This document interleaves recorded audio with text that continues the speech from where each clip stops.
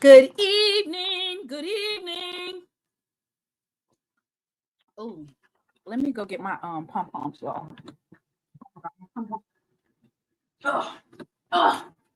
Ooh. How did I forget this? How did I forget this?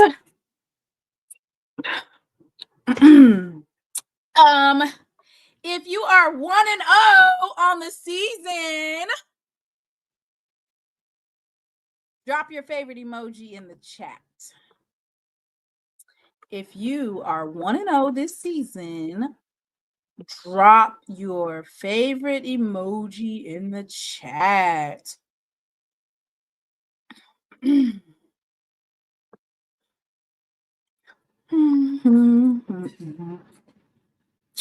Well, I'm so excited, y'all.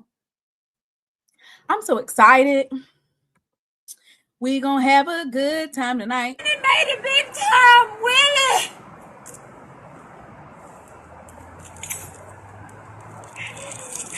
Willie! Willie! He go! Willie!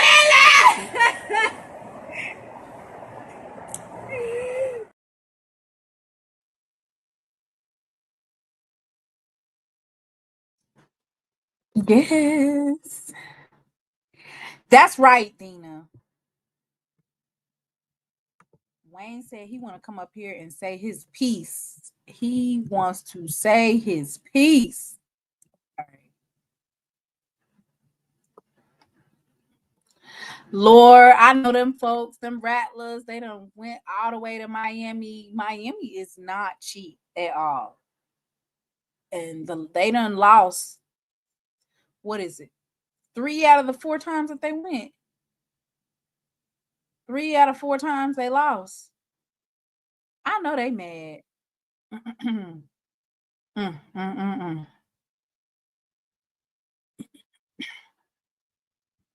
gonna fix it? You done messed me up the jobless visit. I done called the police because I'm doing a refund. A refund is due unto me. Don't feel like I just been abused out here today. God ain't pleased with this. You can't do the Saints like this.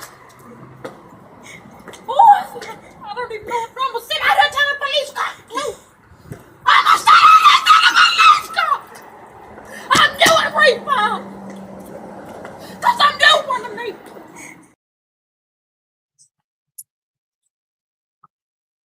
Well, it looks like we're gonna start off early. I'm gonna go ahead and bring on none other than Wild Wayne Cartwright. He has his Sunday show, The Ride, and some other great shows, and so it's good to see him on here. Please make sure that you like the stream and subscribe. To this is She Loves the Late Night SWAC Saturday with friends. Hey, Wild Wayne, how you doing? Hey man, blessed and highly favored. And I just have to say, ooh boy, what an interesting start to this season.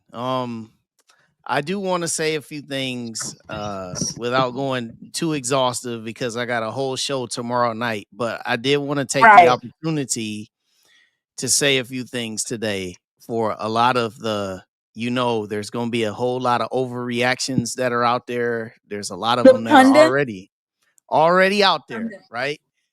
First off, let me start with your team.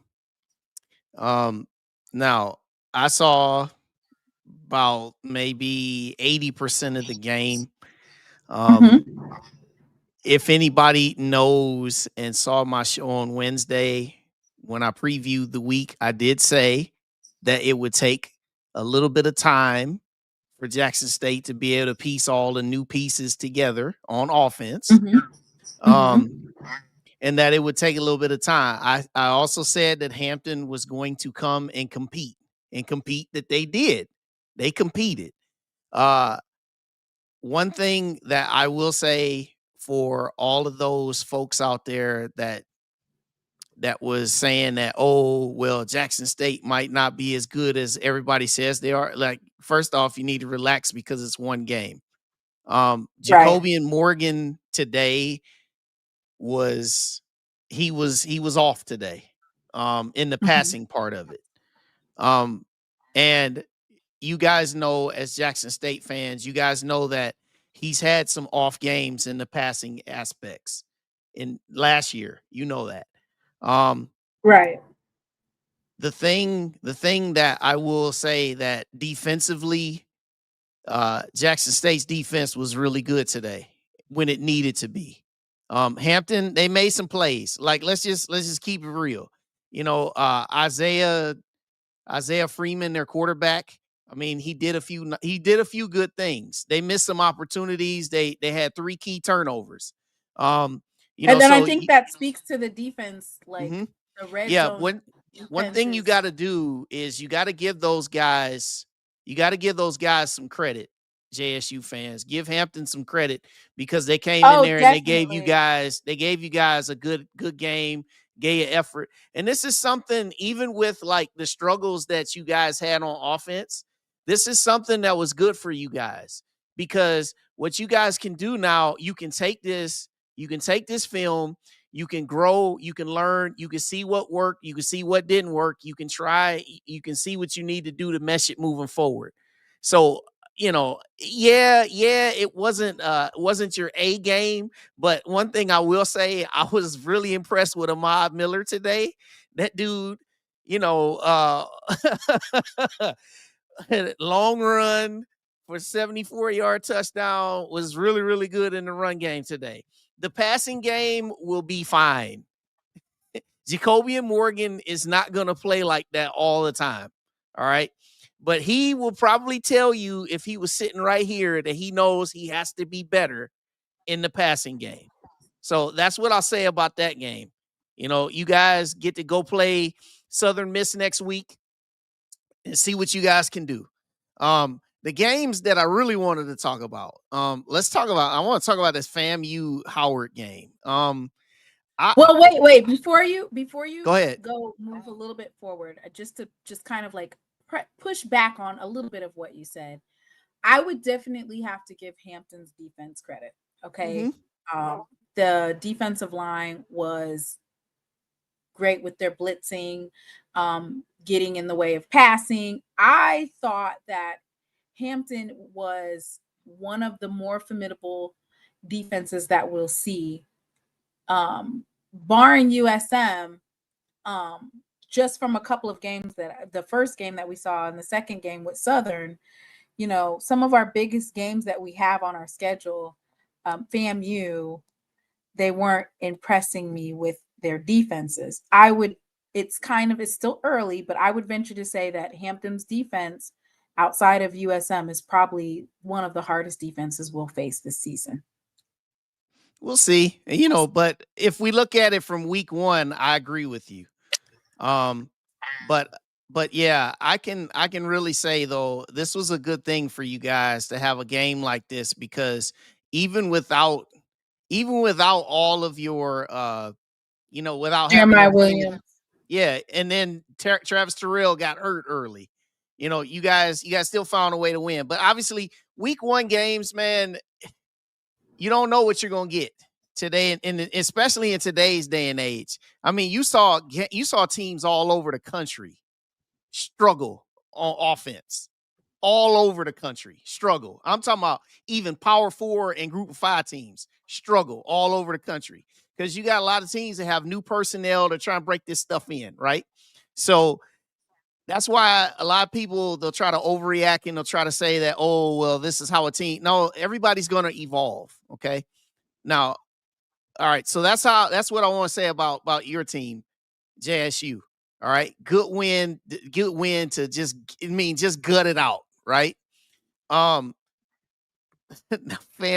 Whew, Lord. Man, that was a mess.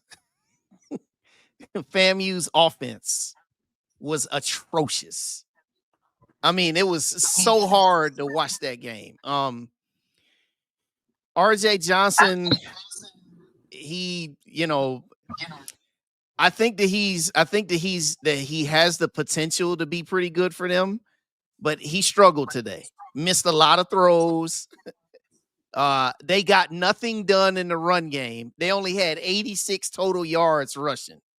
And for them to have the two backs that we talked about, Thad Franklin and Bo Somerset, they're going to have to be a lot better than that. Okay. Their offensive line, to have two first-team all-SWAC guys in Charles Davis and Ashton Grable come back, like those guys, they got to be better than that. Howard was not. They were not good today. That was a game that FAMU really should have won. They said that they got a new offensive coordinator. Yeah.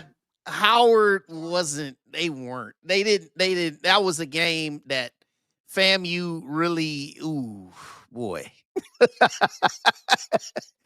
Yeah. So for James Colsey, if you thought that the folks down there thought your seat could have been hot going into this game, it's definitely hotter now after a game like that. Now, can they redeem themselves? Of course. It's 1 week, but that is a ugly, ugly way to start your season. Because, there was a handful of folks that really thought Howard could win that game, but most of us didn't think. Said Howard on Thursday, and Mr. Ford basically said, "What are you smoking?" Yeah. I totally missed that one because I thought that FAMU would struggle for a half and then would find some way to put it together in the second half. And I just kept sitting there, I'm waiting. Okay, yeah, they're going to get it together. They're going to get together. It never came.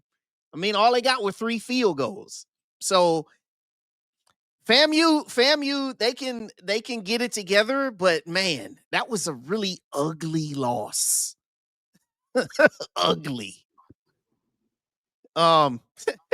It's not the way that you want to start your season out.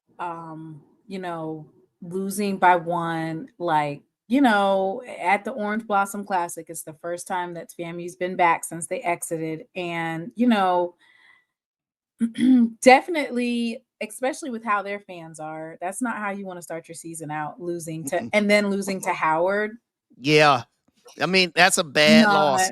Bad loss. Now, it's not as bad of a loss as Alcorn, but before I get to that one, Mr. Hardy asked me, said, how they gonna fix it? So I'll tell you how they're gonna fix it. First off, what they got to do, they got to really figure out what their identity is going to be on offense. Okay.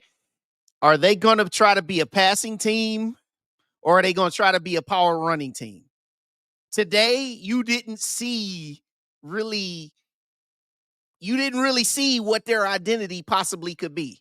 So if RJ is not going, if RJ is not going to be consistent with the pass game, because he was 17 for 30, I think 17 for 34, like 50% of his passes completed. If he's going to be 50% completion rate, that's going to be an issue for them all year. Also, the receivers, when he did put the ball on those guys were dropping balls and not making catches. And that was also another consistent thing that you saw here in week 1 also. You saw a lot of teams, a lot of players, a lot of receivers missing and dropping balls. So for FAMU, the way they got to fix this thing is, if you're going to be a power run team, then that's that. If you're going to be a passing team, then that's that. If you're going to try to be balanced, that's that. But establish an identity and go from there. All right. Defensively, they have the ability. Because really, Howard, honestly, let's keep it real. Outside of that one drive that they scored a touchdown, they pretty much control it. Now, on that last drive, you'll ask, what about that field goal drive? Well, it's great that you ask, if you want to ask. Because one of the questions I'm going to have for James Colsey is, what the hell are you doing sending blitzes? On that last drive, if you go back and you look at it, they blitzed Howard 4 times in a row. And Jay Walker was saying it on the broadcast. He said, you keep sending a blitz. They were leaving the middle of the field wide open, and Starks dropped the ball off to Eden James twice and threw it to another wide receiver. All right. So the middle of the field was wide open because they were blitzing. So other than that, that's where I got to go from there. But they got to figure it out, and they got to get better quicker. Unfortunately, it ain't going to get better next week because they play Florida Atlantic. And on top of that, the play calling is yes. So yeah. Coach Cozy is calling the plays defensively. So yeah, those blitzes. You can't even blame it on defensive coordinator. Those blitzes on that last drive, it killed them. Starks carved them up because the middle of the field was wide open. All right. So that's FAMU. Okay. Now, what I want to go now, I want to go to Alcorn real quick. Lord. Oh God. Lord. Oh, God. Special teams. So listen, special teams. Alcorn beat themselves royally. Okay. I don't want to overreact about Alcorn too hard because overreact. I don't want to overreact to them too hard. All I want to say is drop passes, 15 penalties, costly turnovers, especially that one you threw Jalen Tolbert threw 2 interceptions in the end zone. And then the snap punt over the punter's head that he failed to kick the ball out of the end zone, stumbled over it, they scored a touchdown. Look, Northwestern State didn't do really anything offensively. Okay? Their quarterback threw for 86 yards. 86 yards. I mean, really, they didn't really have anything going on offense. They took advantage of everything that Alcorn gave them. I mean, Alcorn totally gave them that game, okay? Do I believe Alcorn will be fine? I believe that they'll be fine. I hope they're not fine this week because we play them. But I believe Alcorn will be okay because they have the pieces. Now, what gives you concern, though, is can Cedric Thomas actually really coach you through it?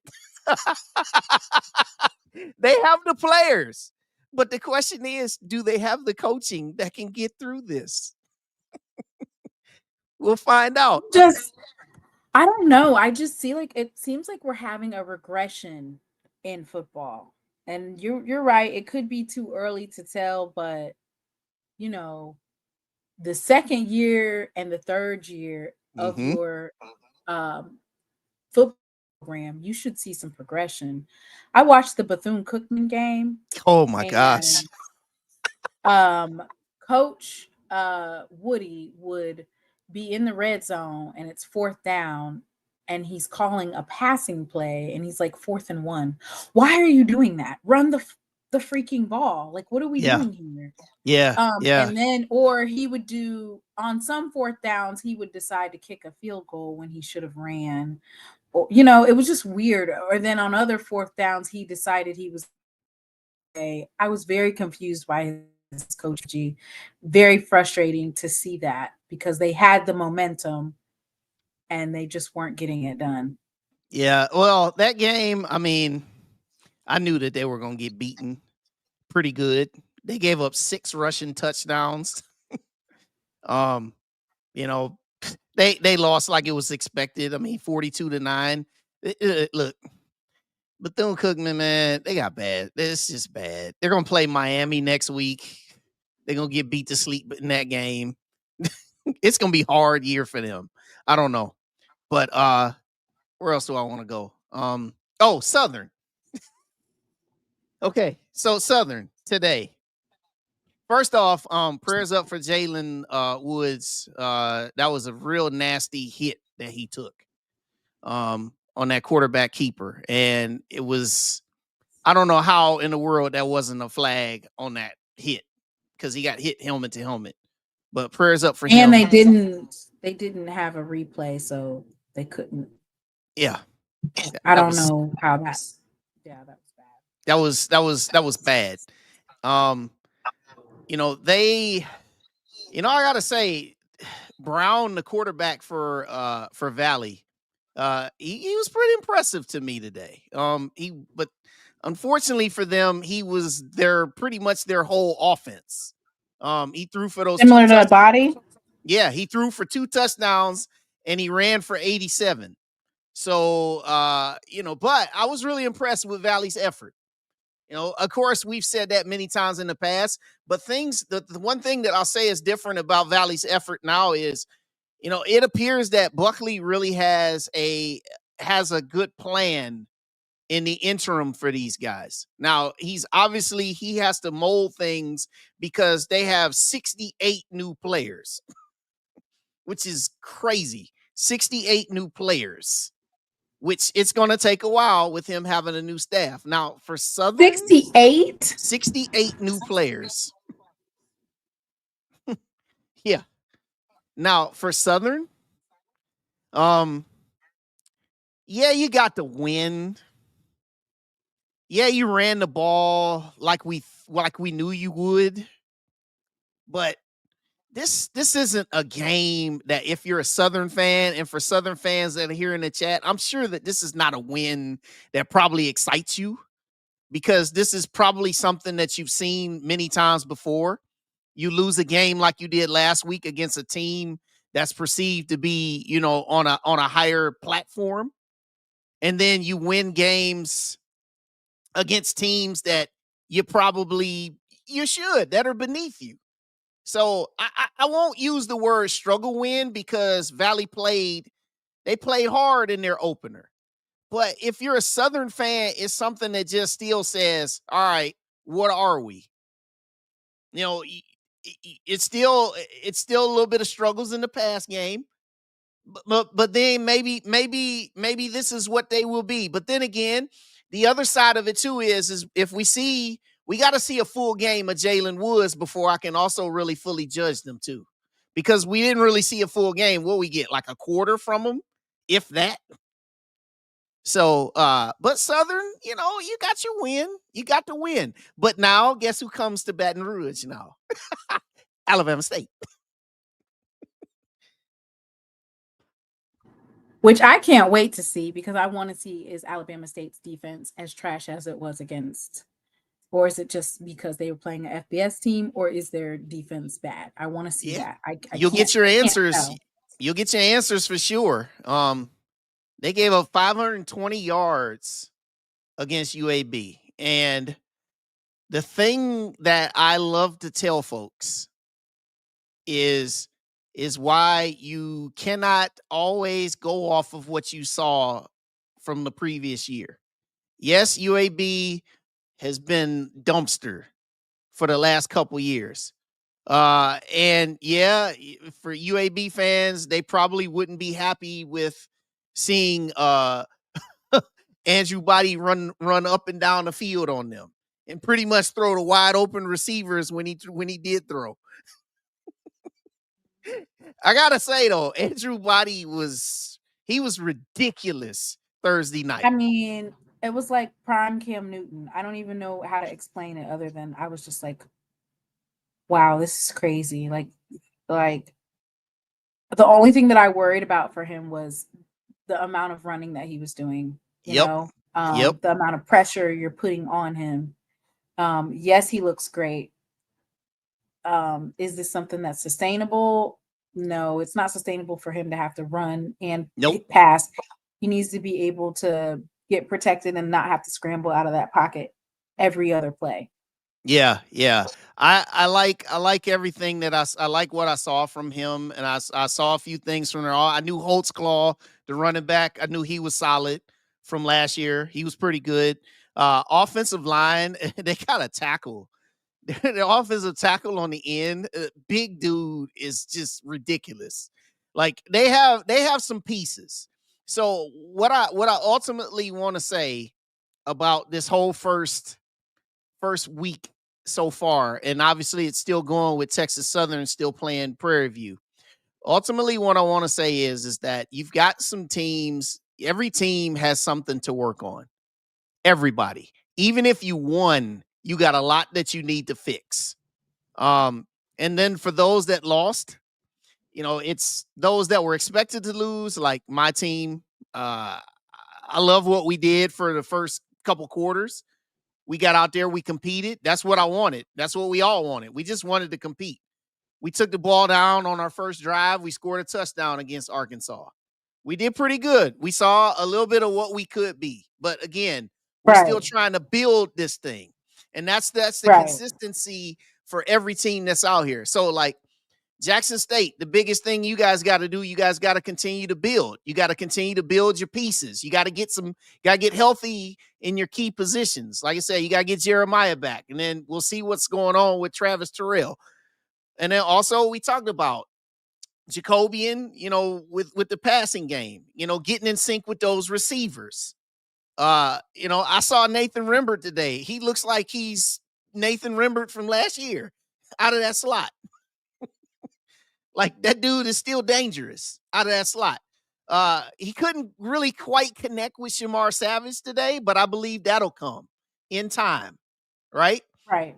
You guys will get that. You guys will get that. And defensively, you guys got a lot to like because that defense was tested 100% today, and it stood up to the challenge.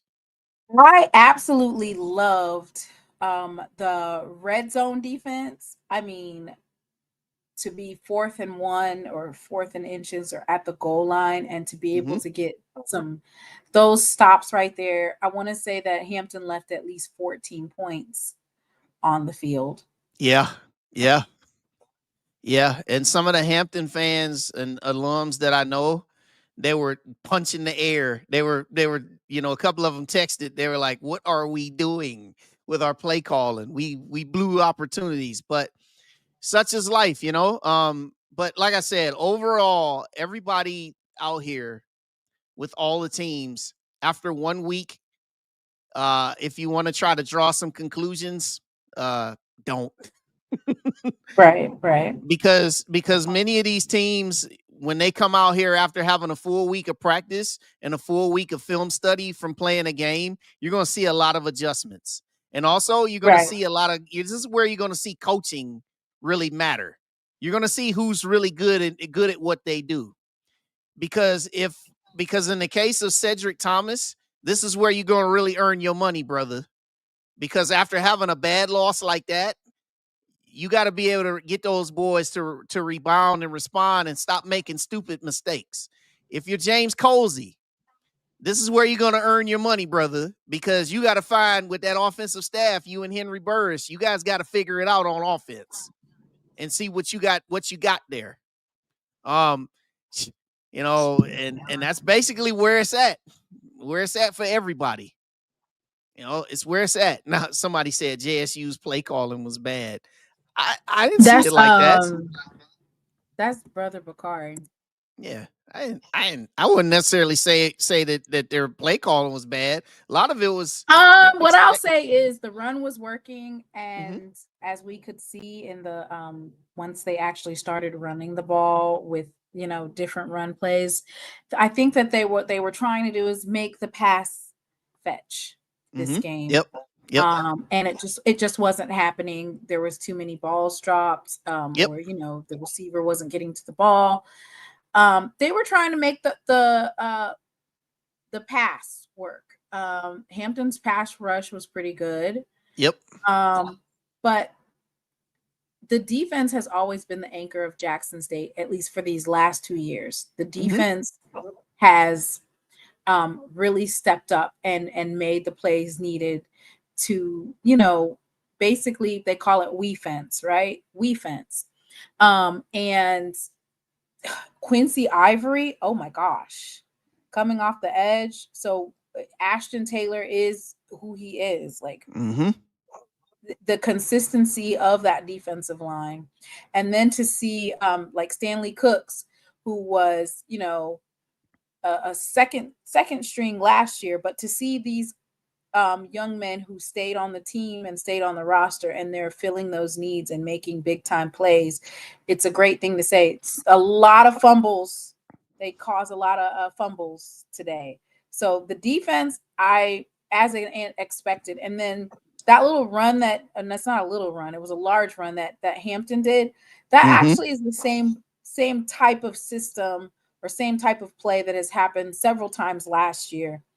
And where, whether it's dropped coverage or a linebacker, wasn't on their post or missed a tackle, that's happened before. And we're always able to recover. And most importantly, Coach Quinn makes sure that it doesn't happen again or that they're not able to score. So I think 14 points holding Hampton's offense to 14 points. I thought that was really good because I think they have a dynamic, they definitely have some dynamic players. The young man that TJ that came on the podcast the other night, he told us about some of these players, and those players did end up being their impact players. The Passant, the tight end, the 6'5" tight end. He was really big. The Snipes running back was huge for Hampton. Yeah, so, Marshawn Ferguson, he had a touchdown reception. He's pretty good. All of the players that TJ pointed out from the Pirate Players Then and Now podcast, those ended up being the impact players. As for me, Jeremiah Williams was out. Ashton Taylor, he was just coming off of the screen. Travis Terrell and Jeremiah Williams ended up being injured and not playing. Well, Travis Terrell, I think he had one play and then he didn't play anymore. I want to see more from Shamar Savage. I want to see him bring in some more of those big time plays, especially him being 6'3" and 216 pounds. Jonas Fertillion, he made some really huge catches that we needed to basically keep those drives going. Yeah. Like I said, it's gonna take a little bit of time, and I think it's like what Whitney said. Are y'all gonna give it a chance, considering the fact that it was only the first game? Yeah, and this is something that everybody needs to understand out here, that it just is. It's a process. No, everybody's not a well-oiled machine off the start. You're happy to get a win, and then you take what you got and you go back and you get in the lab, man. And that's just basically where it's at.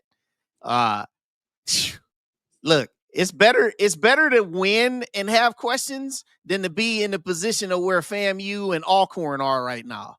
Because when you lose games like that against teams that you knew that you were better than, and you actually performed, you knew you were better than them, but you were really shooting yourselves in the foot, that is something that is extra that you have to deal with, because now you're not even just talking about execution. You're talking about a mentality now. You're talking about players that you have to revive mentally, because it's like you heard during the whole off season, you figured you were preparing for this stuff for 3-6 months out to play Howard, to play Northwestern State. You were thinking that, okay, this is what our pathway was going to be. And now you've hit this speed bump immediately week one that's caused some adversity. Right. And so these are things that you have to really, like I said before, this is where coaches are really going to have to earn their money. We'll see if you really are who you are supposed to be in the position that you hold, because, I was watching Scotty and Zoe, and they were talking about the head coaches that are out here. And they said that there's a reason why alums have questioned some of the coaching hires of some of the ones that hold them. Cedric Thomas, Colsey, Graves. There's a reason. They picked Colsey.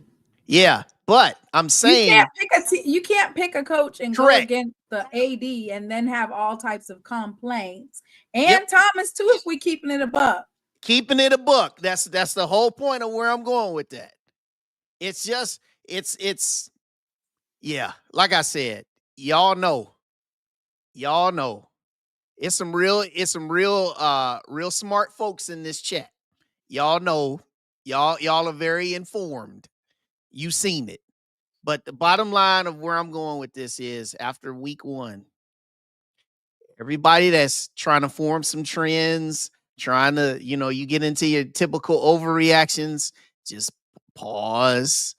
Just let's wait until we get probably, let's say we get to about week 3. Because once you get to about week 3, by around that point, it's almost where for some of the folks, it's like you are who you are, right? So we'll see. But you guys get a good opportunity to go play Southern Miss. They look good for a half today against Mississippi State, and then the SEC kind of flexed their muscle in the second half on them. So we'll see what that is. You guys go down there to Hattiesburg. I'm looking forward to seeing what that's like. I'll get into dissecting that game probably on Tuesday. I'm also looking forward to seeing the aforementioned Alabama State going to play Southern, which is crazy that is a non-conference game. And then also, they have it as non-conference this year? It's non-conference. Yeah, it's non-conference. Yeah, crazy. Non-conference. And we're playing Alcorn non-conference also. But I just have to say, for us, the reason why we're playing Alcorn non-conference is it is a makeup from when Alcorn was supposed to play us during the spring season of 2021. They had to cancel on us, and they owed us a game. So, since they're not in our division anymore, we're going to play them non-conference. So, I guess Black is talking about Southern. He said, "Yeah, you can't overreact, but we're already week 3 for Southern is next weekend." Yeah, they already at their week 3. Hey, listen. Hey, listen. At least you got a win, brother. You take that. At least you got a win. Win is a win. Take it. Win is a win. Take it, man. Take a win. Take a win. Now, I see folks talking about Grambling. Grambling was supposed to beat Langston to sleep, okay? I see somebody talking about Grambling. They supposed to beat Langston to sleep. All right. But anyhow, that is not indicative of I don't know. They went and beat Texas A&M Commerce, and then we said, "Oh no, they went double, triple overtime with them. They ain't good." And then they whooped on us. So I'm gonna have to keep an eye out on Grambling. You're not gonna really see Grambling until they get to week 4, because their 4th game they play East Texas A&M at home. Mm-hmm. Because next week they come up here to Columbus and play Ohio State. Yeah, we know how that's gonna go. Oh, then the next week, then the next week they host Kentucky State. We know how that's gonna go. So the Kentucky State game is gonna be about the same as this Langston game that they're blowing Langston out. Right? So y'all know what it is. So you're not even going to be able to see what it is that they actually have, because they're playing an FBS game and then D2. Well, NAIA. Langston is NAIA, and then Kentucky State is D2. So you're not going to see what they got until they play East Texas A&M in the 4th game. Really. So that's kind of funny. But you know what, though? I'm not even going to trip on them playing that schedule, because at least they ain't playing Lincoln. So, yeah, I just wanted to come on up on here just real quick and just say hello to all the good people. Again, relax, folks. It's just week 1. If your team did get a win, yes, like the lady told you, put the emoji in there if your team won. If your team lost, like mine, but we expected to lose to Arkansas. So hey, we got our $500,000+. We saw a few good things. We getting on out of town. We cool. But if you're FAMU and you're Alcorn, you got some questions. Got some questions. And Jackson State fans, good win today. Way to survive a test. And better days are ahead, because y'all gonna continue to keep working just like everybody else. But man, once y'all get them 3 receivers in connection with, once Morgan gets in connection with them 3 receivers, good Lord. Good Lord. So yes. I'll be talking a lot about these games, all of them. Shout out your Sunday. Yeah, recap. Sunday recap tomorrow, 7 p.m. Eastern, 6 p.m. Central. Special guest Kobe Orr, Blitz City podcast, South Carolina State Supreme alum. He's going to join me on the first episode of Sunday recap. So we'll be on for an hour, and we're going to go through all of these games. We're going to show you the stats. We'll give you the highlights a little bit, and then we'll set you for week number 2. We'll give you the schedule for week number 2. We'll show you who's playing, when are they playing, what network they're playing on, and all that good stuff. Make sure you subscribe to YouTube channel Wild Wayne Cartwright, and it'll be the ride. And last but not least, SWAC TV for week 1.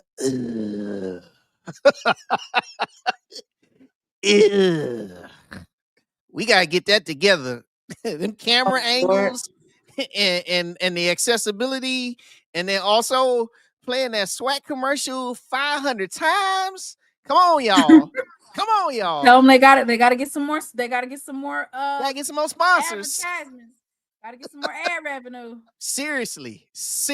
And then HBCU Go. Yeah, speaking of that, Whitley. Yeah, that app went down today. So the app went down. It was dumpster juice. I actually went to Amazon Prime and did it. I got it from Amazon it might Prime. Be better.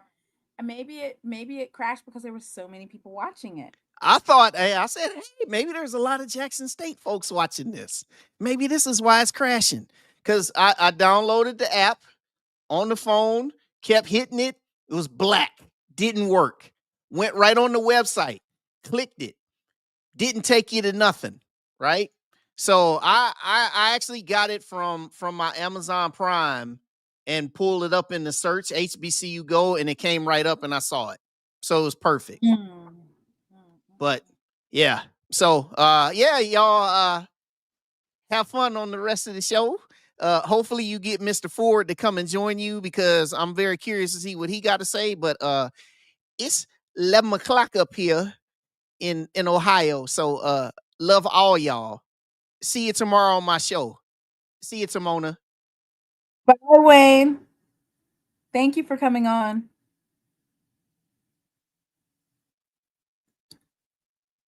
I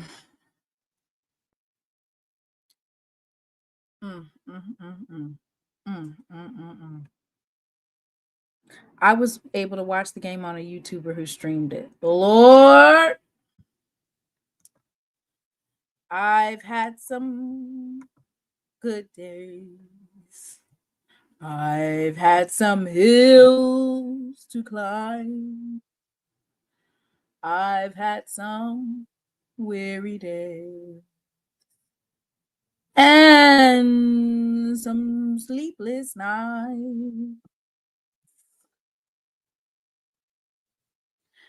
But when I look around and I think things over,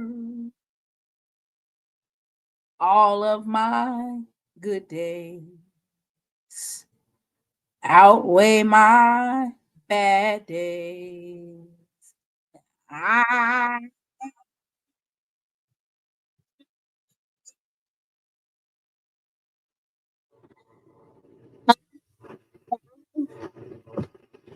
Don't complain. Let me see how many likes are in there. Let's see. Mr. Ford finna come on here. Let me see how many likes we got up on here first before I bring Mr. Ford on. If you have not liked the stream, please do so. And go ahead and get your drink ready.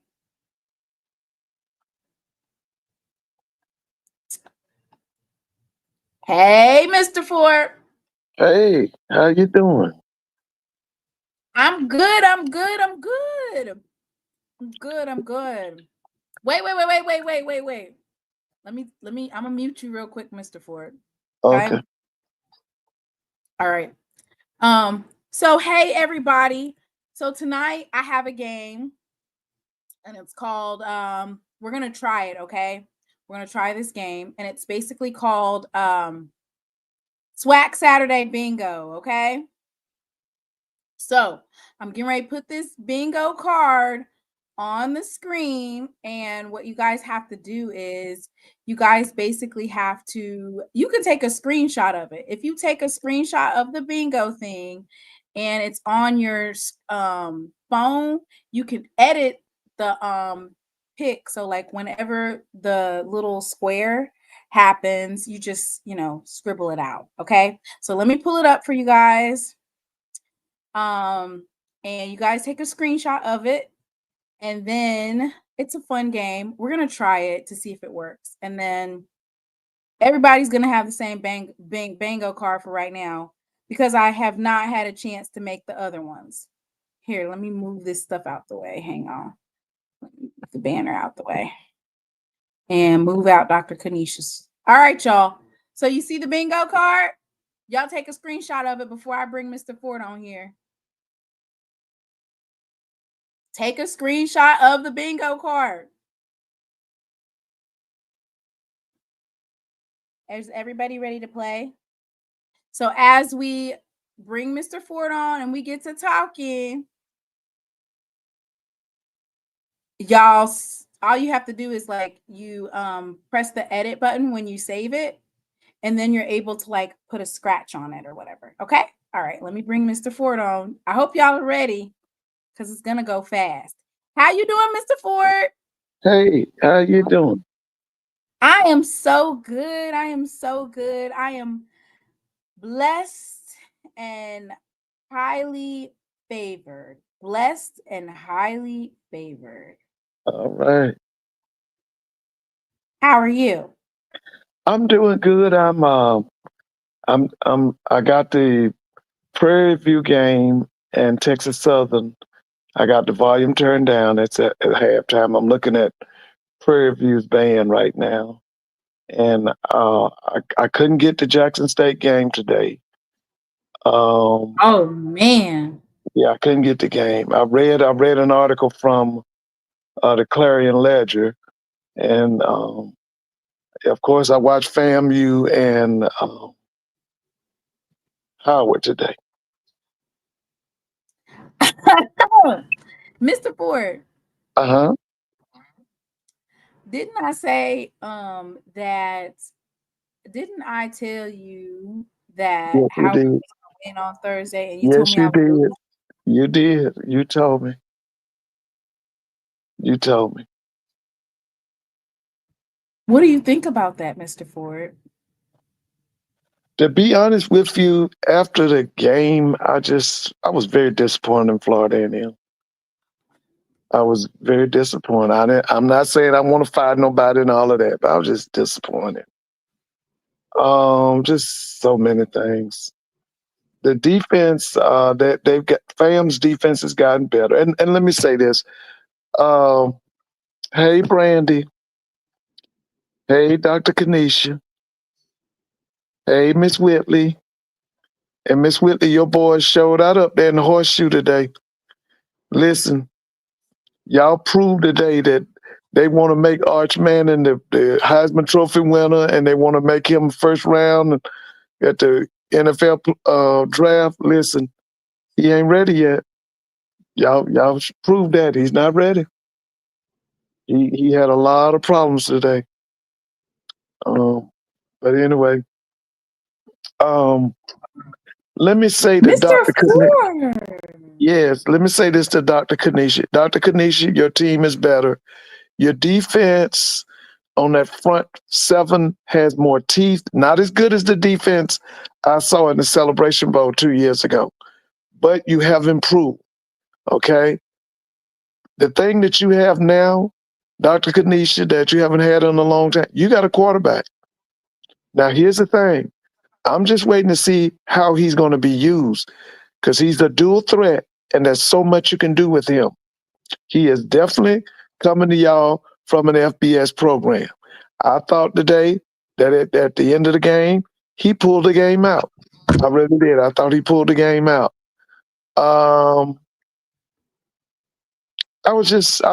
Listen, FAMU, Okay, let's go with the good first. The defense has gotten better. I thought they would be bigger on the front line. I did like No. what I saw. Wild Wayne just made a really good point, and he was right about what Jay Walker said today about leaving the middle of the field unguarded. I couldn't believe that. Everybody knows you go into prevent and you rush with your front four. But he was coming with his linebackers and leaving the middle of the field Wide unguarded. open. Yeah, and that kid Starks ate him alive because he's a veteran and he's coming from a high level team. He ate him alive today. And so there was no precision on FAM's offense at all today. No precision. What's going that on with? offense- Wait a minute. You was bragging about. Yeah, I was Yeah. bragging, but I'm just saying. Listen, the offense that FAM is trying to run, that offense comes from Rich Rodriguez when he was down at Tulane as offensive coordinator for one of them Bowden boys. And then they took that offense to Clemson. That's where Willie got into that offense. But here's the thing. See, that offense calls for a dual threat quarterback. And the air attack, what they want to do in that offense is they want to let the wide receivers run 7 to 10 yards, and then they throwing it to them. They're throwing it to a spot. Because what that offense calls for is rack boys, run after catch. They trying to get it to the receivers about 7 to 10 yards down the field, and then you want them to turn into playmakers. Well, here's the problem. That kid had no confidence today, that Johnson kid. He was trying not to make any mistakes. You can't play quarterback like that. He played with no confidence. He has a big arm. Don't get me wrong. He has a lot of torque to his throws. But here's the thing about him. See, in that offense, it's not about how deep you can throw. It's about the precision of the pass. See, in that offense that Willie brought them, it's a 3-step drop and get rid of the ball. And he was holding the ball too long. To be honest with you, that Johnson kid played today like he's still in high school. It's obvious that High school. he played like a high school quarterback. And it's obvious that when he was at Toledo, he got no game time. He played today like a freshman, like a true freshman. I saw him at West Point, but he played like a true freshman. And I thought in the second half, FAM did make the adjustments, but in that 2-minute drill today, Howard won the game. And it was because they have a quarterback who is a playmaker. He's a playmaker. I'm looking at this Prairie View Texas Southern game, and let me say this. Both of them teams are playing with more confidence, and both of them teams, it's obvious that they are being coached. They are. There's a big difference right now in Texas Southern. They are both better teams. Texas Southern is a better team. Pine Bluff is, I'm sorry. Prairie View is a better team. It's a dog fight. They said it's a dog fight out there, Mr. Ford. Yeah, they going at it. They're going at it. Oh, this is personal right here now. They are fighting to the death. Yeah. Hey, Dr. Kanish, I really like this. You know what? He's the Starks kid is what FAMU needs for that offense that they running. Excuse me. That's what they need. A dual threat like him. Because he's a playmaker. Now, my thing is, how is Scott going to use him going forward?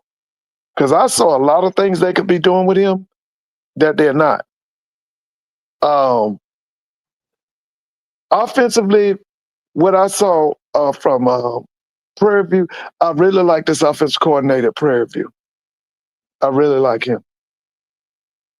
This Cam Peterson kid is much better. It's obvious They've he's getting. had camp, but they've had camp. Oh, you're saying he's fitting He's better better. in the offense. He's better. He's playing with more confidence. But the other thing is that it's obvious somebody is developing him. His game has gone to another level.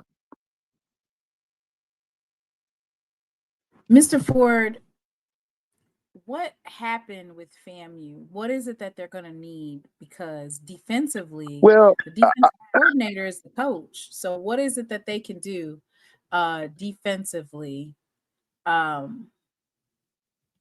well, I didn't have any. I mean, like I said, but that's I the thought, thing.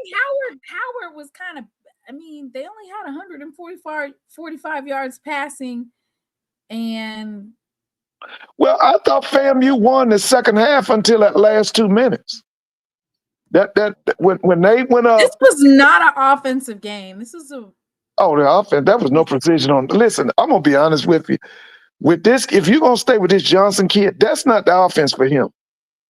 That kid, what you want to do is establish a power running game, and then you play it. Once the defense comes up to stop the power running game, you let him throw He's not that what I would call the spread offense type quarterback. He's a vertical threat. He has the big, powerful arm. He can throw the long throws, but with him, you run the ball, then you throw the ball. Like some quarterbacks, you throw and then you run it. Throwing opens it up for the run game. For him, the run game has to open it up for him to throw the ball. Like I said, now to me today, he looked like a high school quarterback.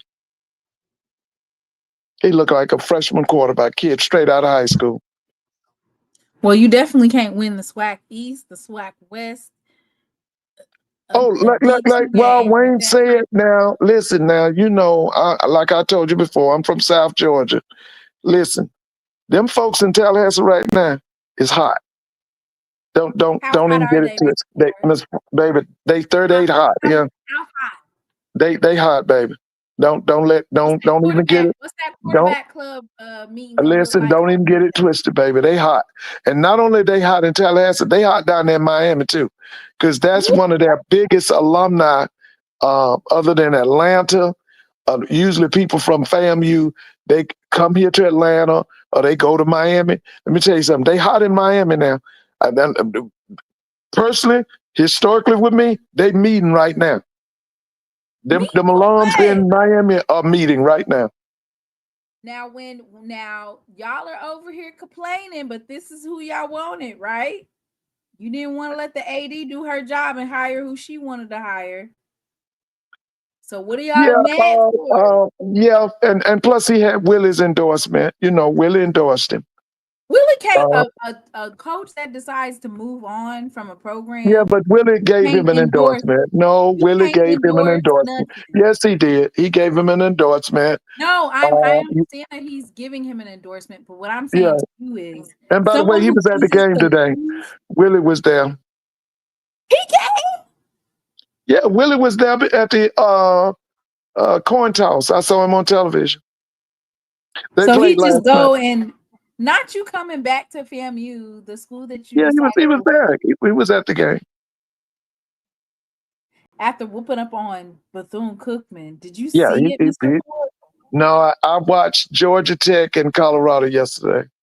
I'm glad you didn't see that because you would have been going off. Do you hear me? Well, I mean, I've said over and over, I thought last year should have been he should have been terminated after last season. I don't see where that program's going. I'm like Prairie. I don't see what's going on at Bethune. And, I just think I'd like for Reggie to go out there, maybe get somebody from Southern Cal or something. Come back down there and run that program. Because what's coach's name at Bethune-Cookman? What's his name? I don't know, Mr. Ford. Well, anyway, he's not the answer. He's not the answer. Willie was the honorary team captain for FAMU. Boy, if that ain't the most desperatest thing I have ever seen in my life, never in my life would I ever invite Dion to be over anything Jackson State related at a football game. No. Well, they left differently. Thank you, bro Hunt. That's right, Raymond Woody. Listen, I thought they should have dismissed Woody after last season. I did. I thought I don't That's see. firing folks tonight, Mr. Ford. I ain't talking about firing. I'm just saying I thought he should have been.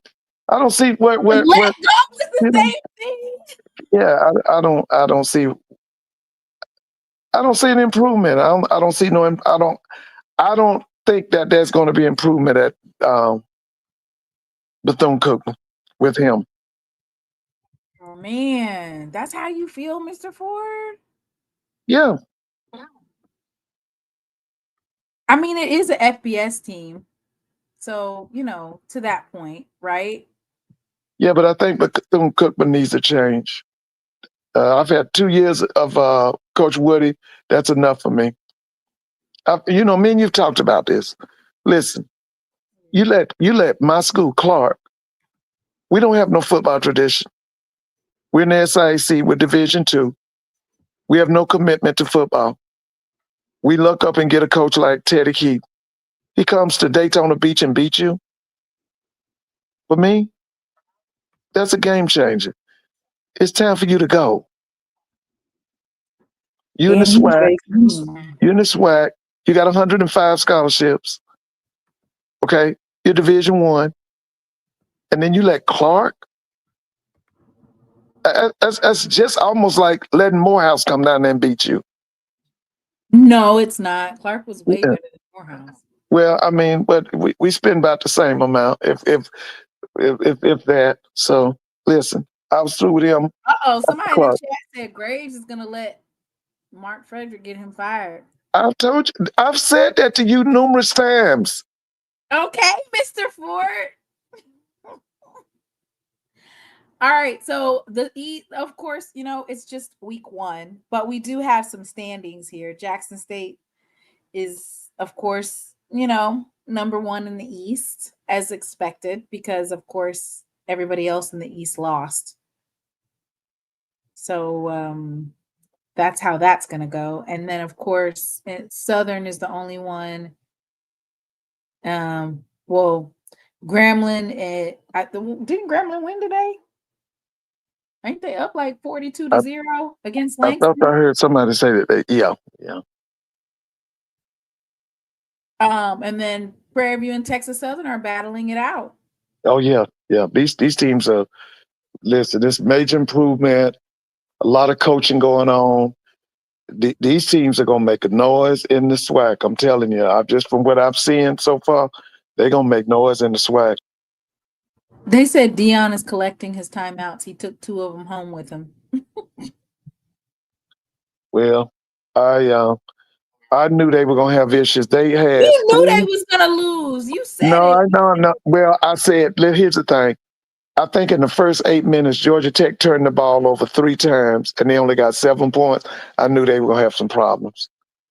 They could have blown Georgia Tech out in the first half, but they didn't do it. See, here's the thing with Colorado. He still got the wide receivers. He got the running backs. Really like that kid from Liberty, but he still got that problem with defensive linemen, offensive linemen. I thought his defensive linemen were too small, and then I'm not impressed with his offensive line. He still got that problem with interior people. It's like he does a good job of recruiting DBs, running backs, wide receivers, quarterbacks, but I don't like his trenches.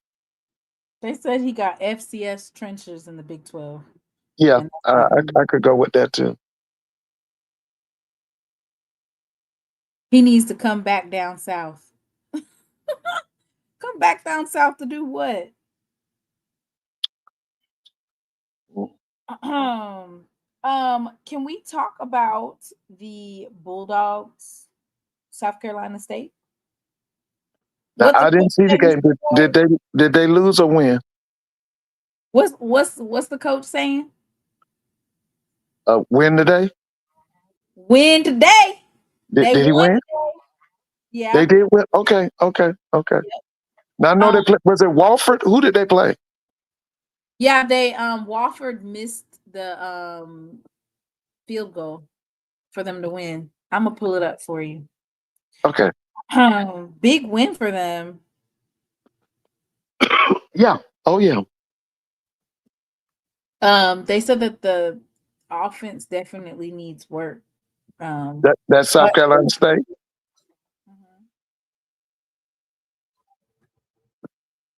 But they missed the field goal for Wofford missed it. Oh yeah.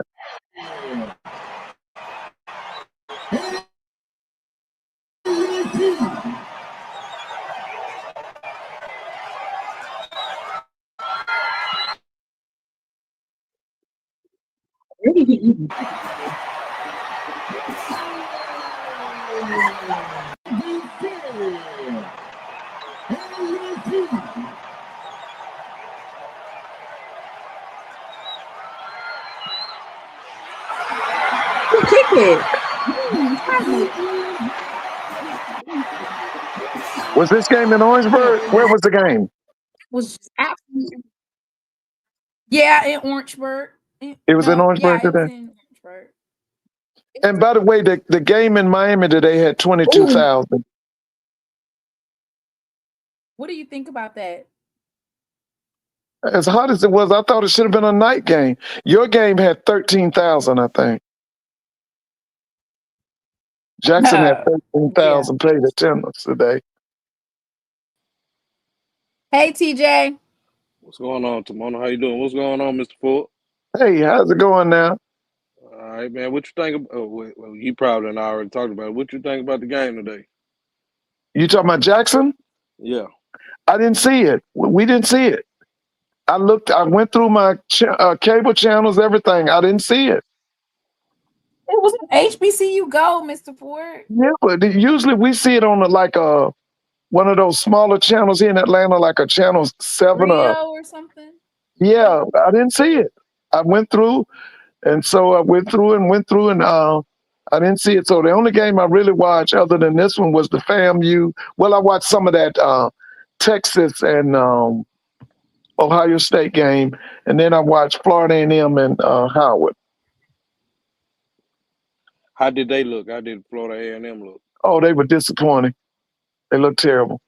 I mean, their defense is better, but other than that, I was very disappointed in them today. They must have lost. Yeah, they lost. Oh. Yeah. Oh, snap. Why are you laughing? Because I just got some friends that went to FAMU, so I controlled them tonight. Yeah, man. I was very disappointed in them. I'm surprised you weren't more disappointed, Mr. Ford. I didn't Well, get a just like I say, they running an offense to me that's not conducive to that Johnson kid. The other thing I saw for family, I thought they could have played 3 quarterbacks today, to be honest with you. Because I saw that kid struggling in the first quarter. I saw him struggling.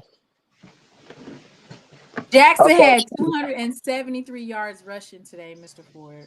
Yeah, I heard. Now, who was that? Miller? Who was that broke the long run? Who was that? Miller. Yeah, I heard Ahmad Miller. Yeah, I heard that. Didn't he end up with 170-some yards? Yep. Yes. Yeah. Listen. See, they went through adversity today. That was a good opponent. Hampton was good today. Whatever conference they in, they gonna give the whoever CAA. they conference. They're in the CAA, Mr. Ford. Yeah, they gonna give them hell. Yeah, some of the big dogs left that conference. I know Villanova and all them left. Yeah. I feel like Hampton could do damage and. Yeah, my take on it was,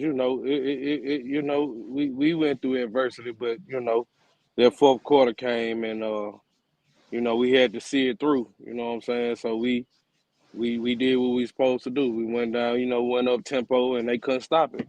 And then the defense clicked, and it was just that.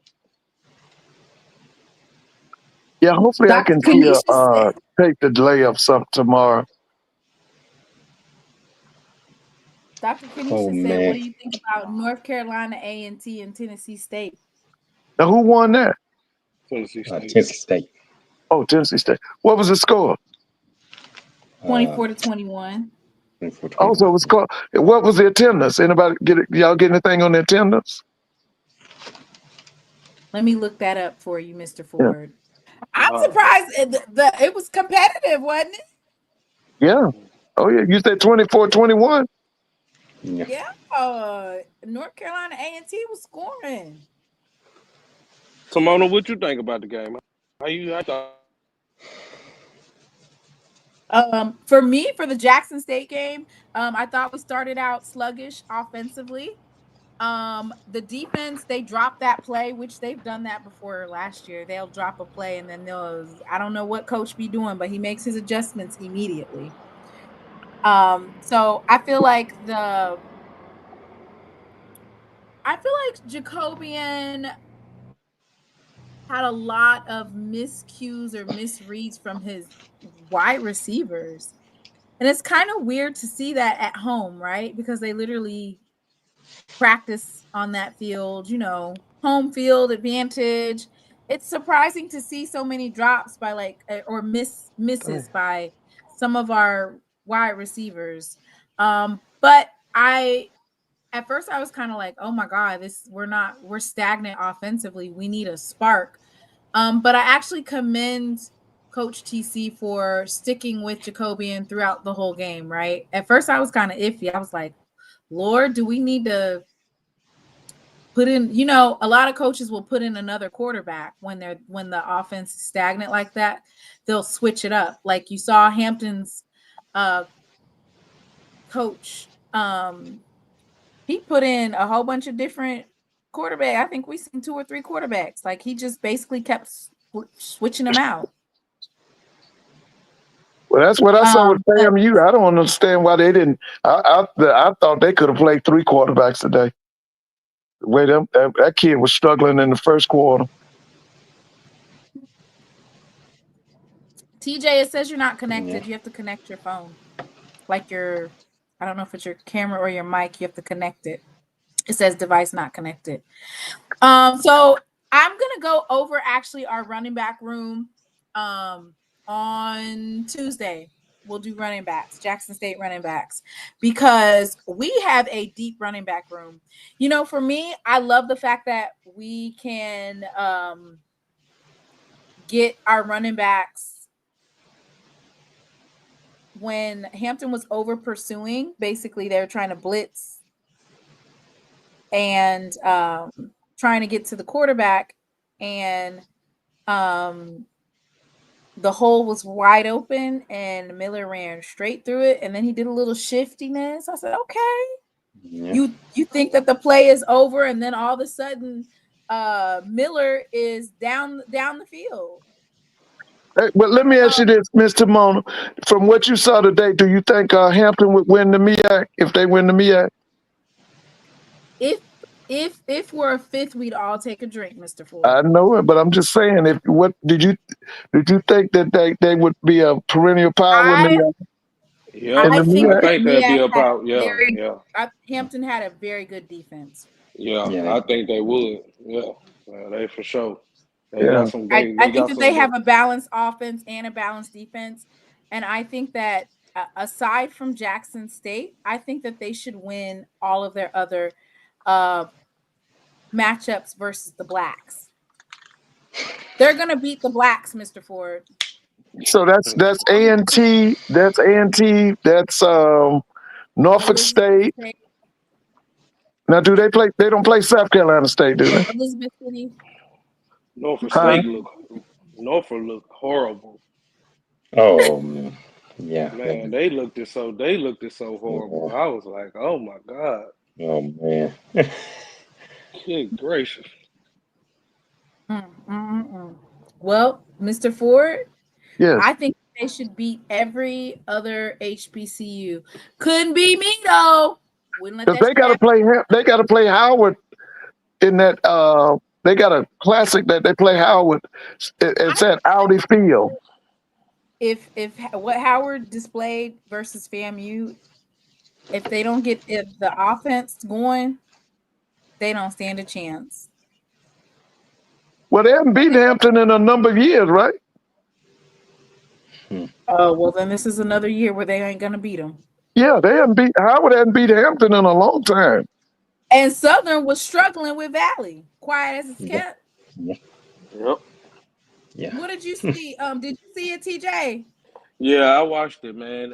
Yeah, they went in there, thought Valley was gonna lay down, and Valley went out there and punched them in the mouth. Even though they won, but Valley played a hell of a game though. But Southern just, man, I'm gonna tell you like this: Southern ain't finna win. Ain't finna win the West.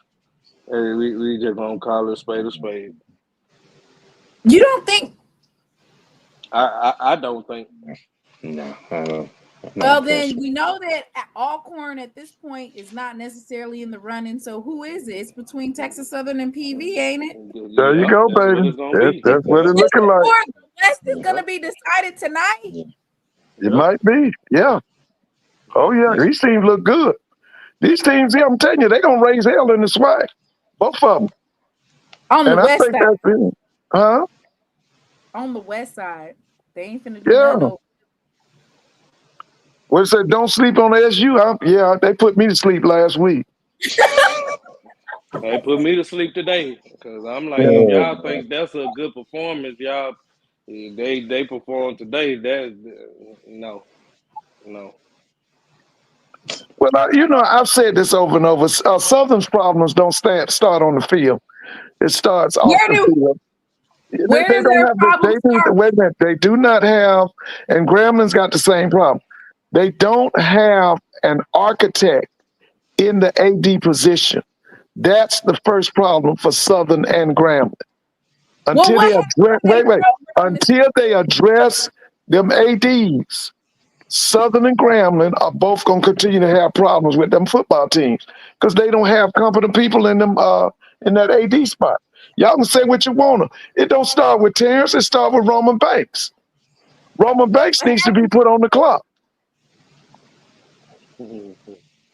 He just got a extension a couple years ago. Well, listen, he destroyed that program, and I told you over and over he can't rebuild it.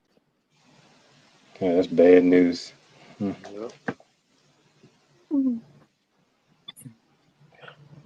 Well, they play them Tigers. It's just they better come with their chest strap.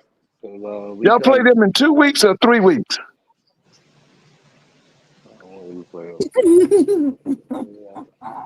It don't even matter, Mr. Ford. As long as when we play them, you know what it's gonna be. Yeah, but say, what is the date? Yeah, I know. Yeah, what's the date? When do y'all play them? Because I know Southern's got Alabama State next week. Yeah, it's gonna be a rough 2 weeks for Southern, Mr. Ford. Yeah, what's the date? What's the date when they play Jackson? The 13th, I want to say. Okay, yeah, okay.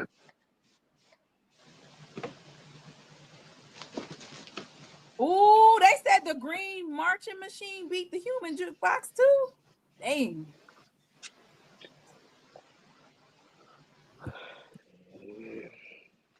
The last Saturday in September, Mr. Ford. Okay, I see somebody said September 27th. That's the same day FAMU plays Alabama State at Bragg Stadium. Oh, you know what? That was supposed to be doomsday for a lot of folks in the SWAC, right? September 27th, because that's when all the big games are played. For me, week 1, it's really about just kind of showing what you have, but let's just keep it a buck. The offensive coordinators and defensive coordinators aren't going to show you everything they got in week 1, right? Right. Unless you're playing the HBCU national champion, then you lay it all out on the field. But I'm sure that they have some other stuff that they would like to reveal, So I'm sure that FAMU's offense is going to be way more dynamic.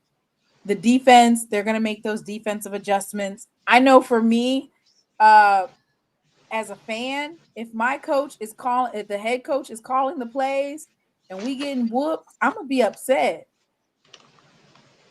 You defensively, you are the reason why we couldn't make a stop because you blitzing.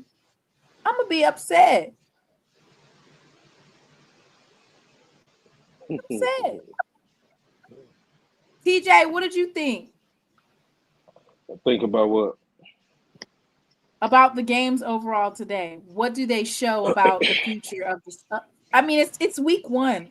You could make all the different types of opinions that you want to, but what did you think? Like, what are some things that you saw that you would like to improve? Some things that you liked?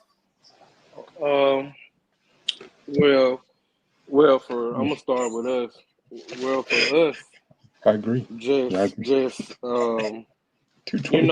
just getting our wide receiver core, to jail, and then once they jail, then then we can, like we never left off, and it really wasn't too much today because, like you said, the first game, so against a different opponent, what I'm saying, other than playing your teammates. I'm gonna say Valley gonna be okay. Southern they're gonna be trash. Southern just trash. Last week. Yeah. I'm just saying this 2 weeks in a row. Are you saying that because it's Southern, or do you really think that offensively and defensively they're not going to be able to get it together? They not, because they don't have an identity, man. Like you can't play ball and don't have an identity. Like for defense and offense, like it's mediocre. And my high school can go out there and beat Southern, man. It's just Can you talk about Davenport? I like him. I like him, but I think he definitely showed some spurts. I really like that young man. Yeah, I want to see what I want to see Nate Blunt. I want to see Nate Blunt get some carries along with Ahmad, and see how that 1-2 punch. See how that 1-2 punch is. Because he didn't get a chance to play today, but I like the Davenport though.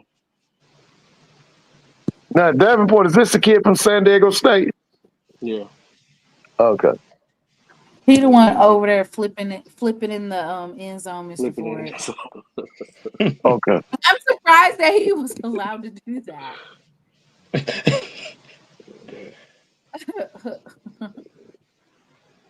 This is the first Hope Labor Day Classic. I do think that us having Hampton here,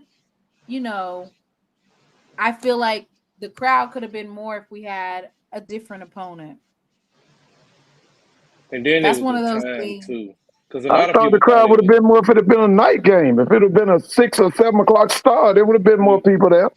Right, because in the state of Mississippi at 2 o'clock, in the Yeah. state of Mississippi, man, hottest listen, time of the day. Man, I'm trying to tell you, people ain't coming. You know what I'm saying? So, No, I don't like sitting up out in that sun myself. I used to, but because I thought that FAMU game should have been a night. You down in Miami, Florida, at a 4 o'clock start? That's crazy. Oh, man.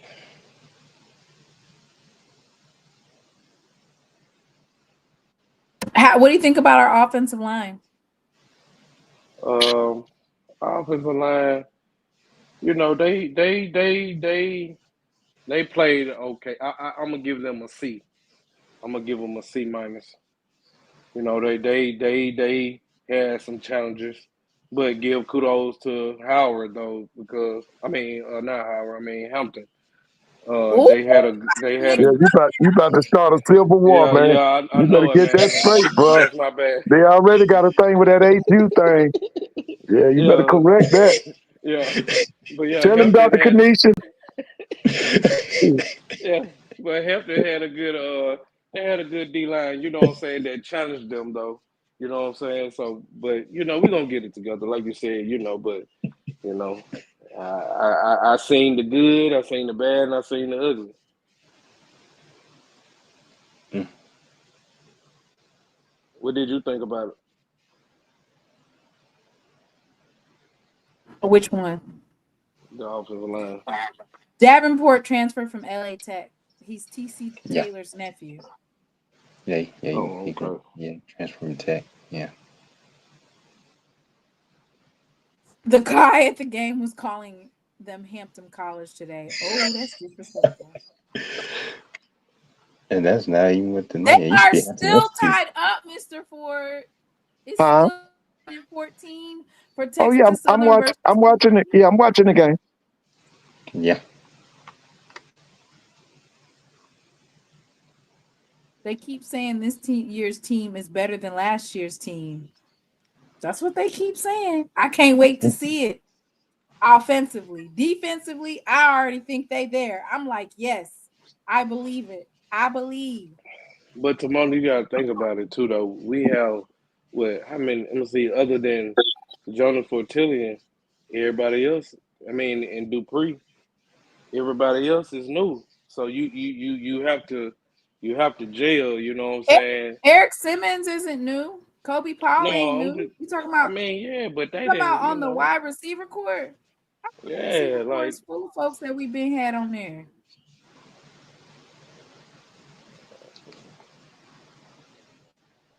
Kobe Ball. I want to say, let me think. I know Kobe Paul, and then I know Eric Simmons is a wide receiver. He's been there, though. He's probably been there the same amount of time as Kobe Paul. Yeah. I want to say they've been there since prime. You remember Coach J.O.'s nephew that came in with him? He been there. Jamil Gardner was here last year too, right? Right. I mean, we still got some pieces, you know. I'm just talking Taquan about Henderson was here last year. right. I'm So just yeah, saying you're right. yeah, like I'm just talking about I'm talking about like when the game first started, when it was Fortillion, Nate, Shamar Savage. You know, you just you know they have this just get the feel, you know.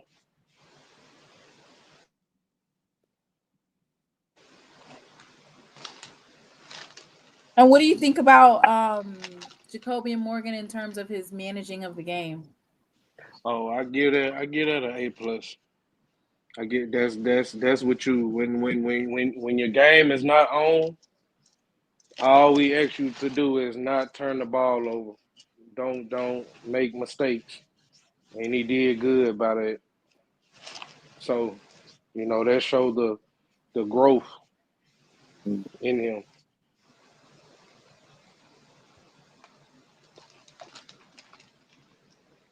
We got to get back to basic tackling. So many games I keep seeing missed tackles and can't wrap your man up.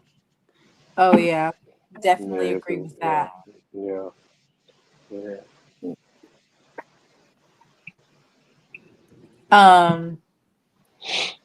What are you looking for next week, TJ, for USM? For me, it's the most important thing for me really is to come out of there and not have major injuries. Right. You know, it's good to be competitive against a FBS team, but you don't necessarily have to pull out all your cards against this FBS team because you still have a whole entire season to worry about. Right. Like you said, you know, same thing. A lot of folks are saying that TC's play calling was TC and the play calling was vanilla today. They're just, you know, testing a couple of things. It's gonna be like that. See, you know, I'm gonna tell you something. What people don't understand about this game of football. You're not every game. A player everybody is not gonna be on one accord. You're gonna have some games where the running backs may be on and the wide receivers off, or the wide receivers off and the running backs off, or the defense, the offensive line is not blocking. But it's different phases of the game. You know what I'm saying? So we pray. You know what I'm saying? We want a perfect game, but it's football.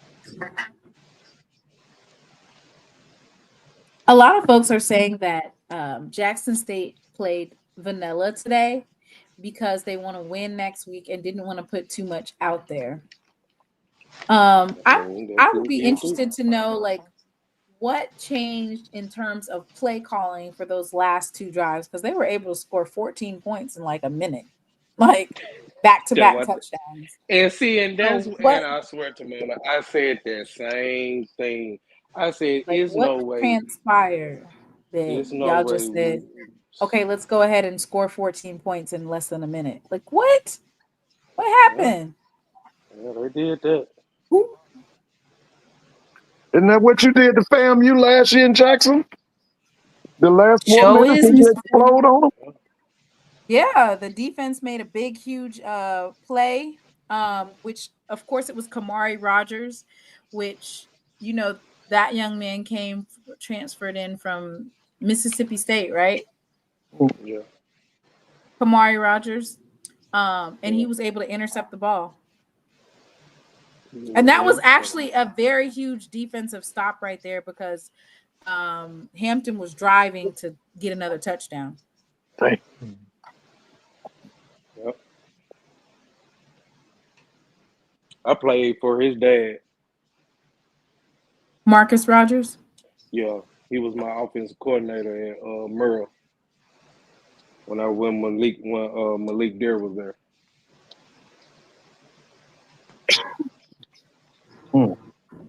So the only thing that I need for us to do next week is to minimize the penalties.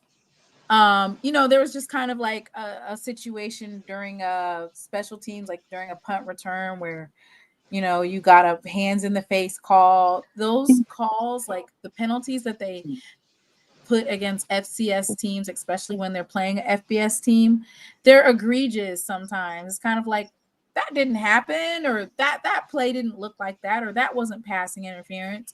You're going to see a lot of calls go those FBS teams' way. So I just need for the student athletes to remain level-headed and make sure that they're not putting up a whole bunch of penalties. And like I said, my main goal for me that I would have is to come out healthy, because we saw that there was a couple of players that went down. And I don't know if it was just cramping and not enough water or what, but that's what my main focus is and that's not just for Jackson State. That's kind of like for all of the SWAC, is that they get some hydration, they don't get a lot of injuries. Prayers up for Southern's quarterback, Jalen Woods. He had a very bad, I guess it was like that looked like targeting to me. But it wasn't called. And those types of injuries can derail your season if you don't have a quarterback in the back that can step up and really take hold of that offense. What did you think about the punter today? Warren? Yeah, he was magnificent, man. I liked it. I was like, we got great field position. The special teams, I would give the special teams an A+ just overall, except for that one little penalty that they had. They did a phenomenal job of punting the ball, right? And then getting down there for the tackle, getting down there to basically get in the face of that punt returner or kick returner, and they were able to recover the ball. Yeah. So I'm excited for the continuation of special teams, because that was one of the dynamic ace in the holes for Jackson State last year, was the ability to have special teams that's going to set you up for good field position for the defense. And then you've got the defense pinning the opposing team's offense in their red zone. You know, they're not going to go anywhere, or they might get to half of the field, but it gives them the ability to make a stop. What'd you think about the defense's strength and conditioning? Because they were on the field for a long time today. Oh, yeah, it showed. It showed that we got the best in the game, man. Like, it wasn't a whole lot of, you know, a whole lot of people, you know, cramping, and you know, we looked up the part. I know we in shape because our defense was on the field a lot today. So we in shape, you know what I'm saying? That we can say. So this is in the chat that there's a new injury rule play out in real time today. Oh yeah. But yeah. Alabama State was doing that injury stuff versus an FBS team the other day. But I think what it is it has to be when the ball is spotted. So if the injury takes place before the ball is spot, then it doesn't count against them. The new injury rule is if a player gets injured after the ball is spotted, they take away a timeout. If there's no more timeouts, it's a 5-yard penalty. But Alabama State was doing that same injury stuff versus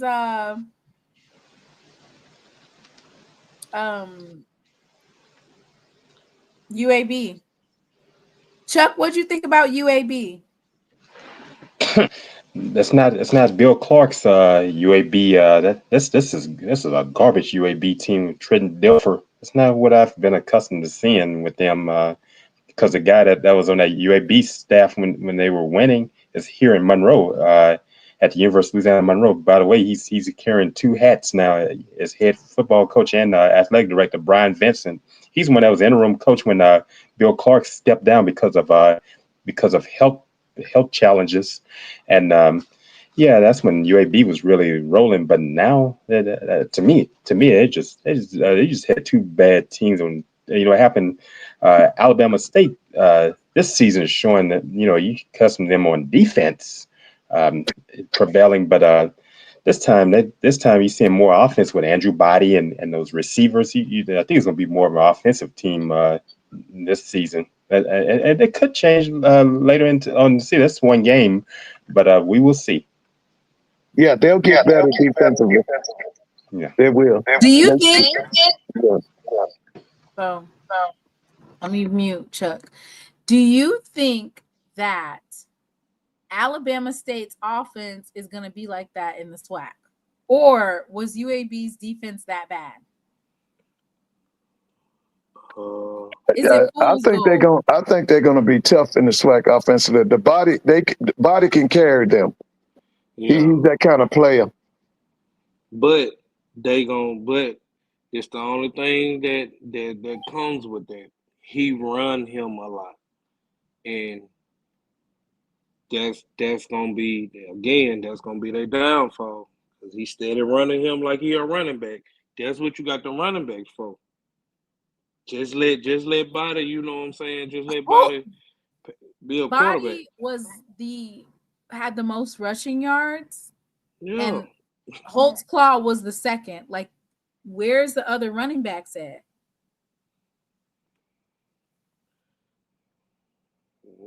Somebody got to step up and make some plays. You can't run Body like that. And it's just, for me, I want to protect, especially since he was doing so good in the passing game, I would want to protect my quarterback. But I'll say this, the way Southern's been looking, FAMU, Alabama State might run them over, but I feel like UAB's, I need to see it. Is UAB's defense really that bad? Good Lord.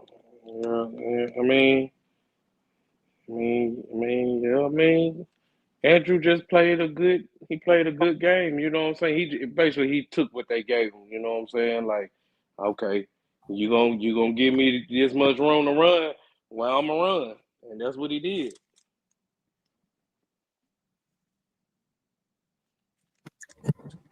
Chuck, you want to say something? Yeah. What he all just talking about, Andrew Body. Yeah, you had to take care of him. I look at him running like that. I think back. I have an over 30-year flashback. Miss Ford can attest to this as well. Of may rest in peace, Steve Air McNair. Running that much, you had to, you running a quarterback that much. You had to really, you really hope that they take care of their bodies because they come in. You don't want any injuries because they picking up all this yardage themselves. That's what happened to I think about RG3, Robert Griffin III. That's why he had so many injuries, running so much, and injuries are prone to happen. You had those type quarterbacks. Yeah, you talking about a Quincy Ivory coming off the edge, and this guy hit I mean, this is a game of penalties.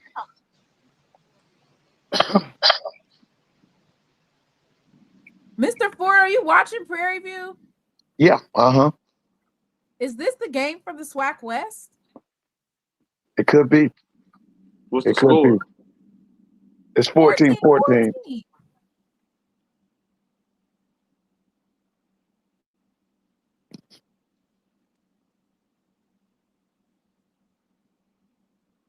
Third and 19. Good Lord. They just keep getting penalties. Okay, that's a lack of discipline. I mean,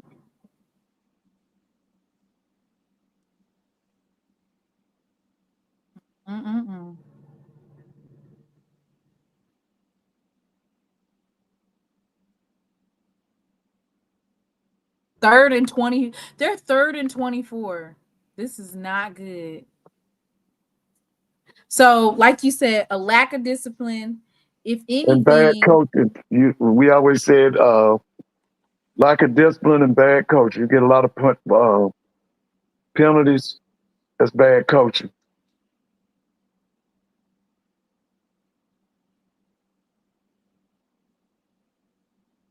Lord, now why would the coach on 3rd and 24? Why would you call a run play? Some of these coaches be killing me. Why would you do that? Bro, they only had 3 on the defensive line. KJ Cooper. What do you guys think about KJ Cooper? He's improved. He's improved.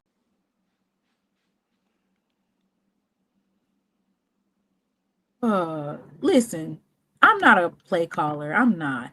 But if it's 3rd and 24, I'm getting ready to air that. I'm going to air it out.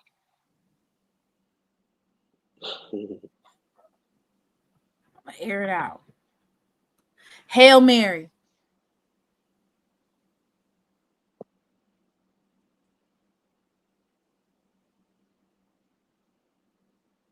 Hail Mary. Air it out. Throw it down the field.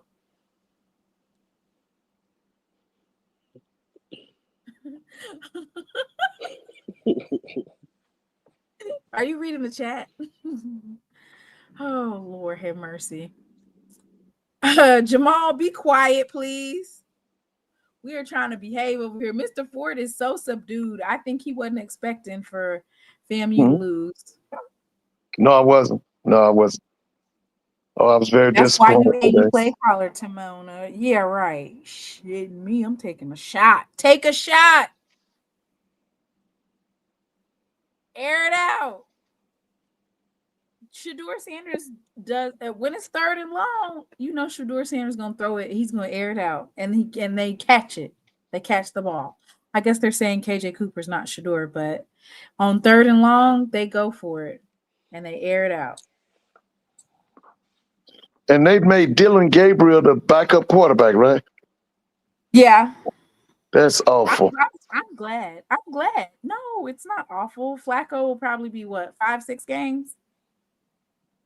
If that long. Let Gabriel come in there and he gonna bust it up. What you got to say, Chuck? Hey, you all talking about that Florida A&M Howard game today? What happened? I know. I just told Dr. Kanisha Hall. I see you in the comment, and Erica Lee. I sent a message to Erica. She was at the game, and I told him. I said, you know what?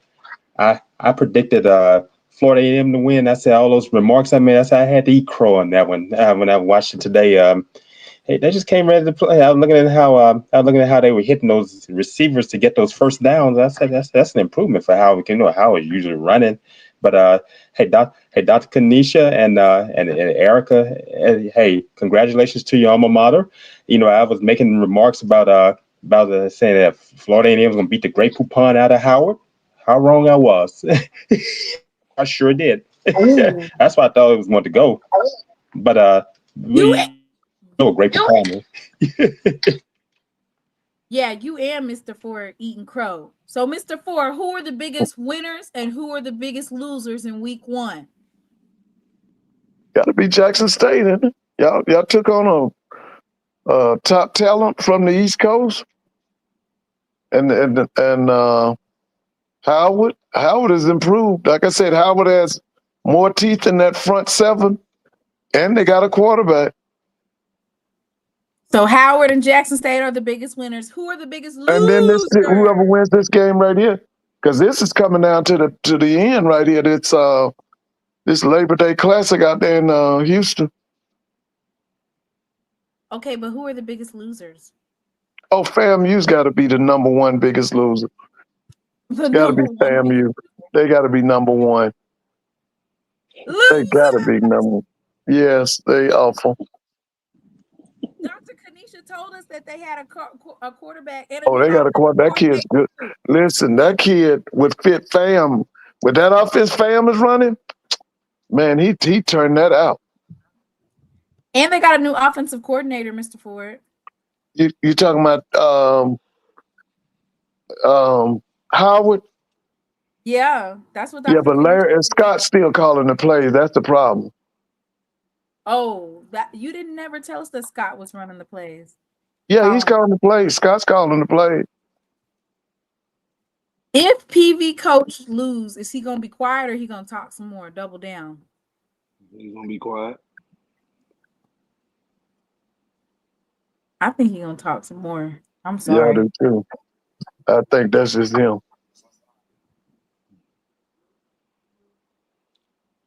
Brandy says not Alcorn, Mr. Ford. They lost to Northwestern State, and Northwestern State ain't won in 3 years. Well, I got to see Alcorn. Now I'll see Alcorn next week, right? Well, I watched that game against Northwestern, and listen, Cedric Thomas need to buy him some sticky glue to give to his receivers, because man, Jesus Christ. Yeah, it was horrible out there, man. Mr. Ford, G had to eat crow. Oh, gee. Oh my gosh, he had to eat crow, Mr. Ford. It was bad. Yeah. Dre said that you called him crazy when he said FAMU was gonna lose on Thursday. When you said that FAMU losing, and you said y'all are delusional. Oh yeah. Yeah, I remember. Yeah, I was wrong, DJ 85. I mean, I was so disappointed in them today. I from the opening quarter, I was, like I told you, to me, they could have played 3 quarterbacks. They could have played that young man, Jet Petty, and played that other kid from Central Michigan. They could have played 3 of them. Damn, that's how bad they were? Oh, that quarterback played. His quarterback rating probably was 20, if it was that high. There's no such thing as that type of. There's no such thing. Damn, why are they jumping on them like that? They are jumping on Texas Southern is jumping on PV, saying you ain't going nowhere.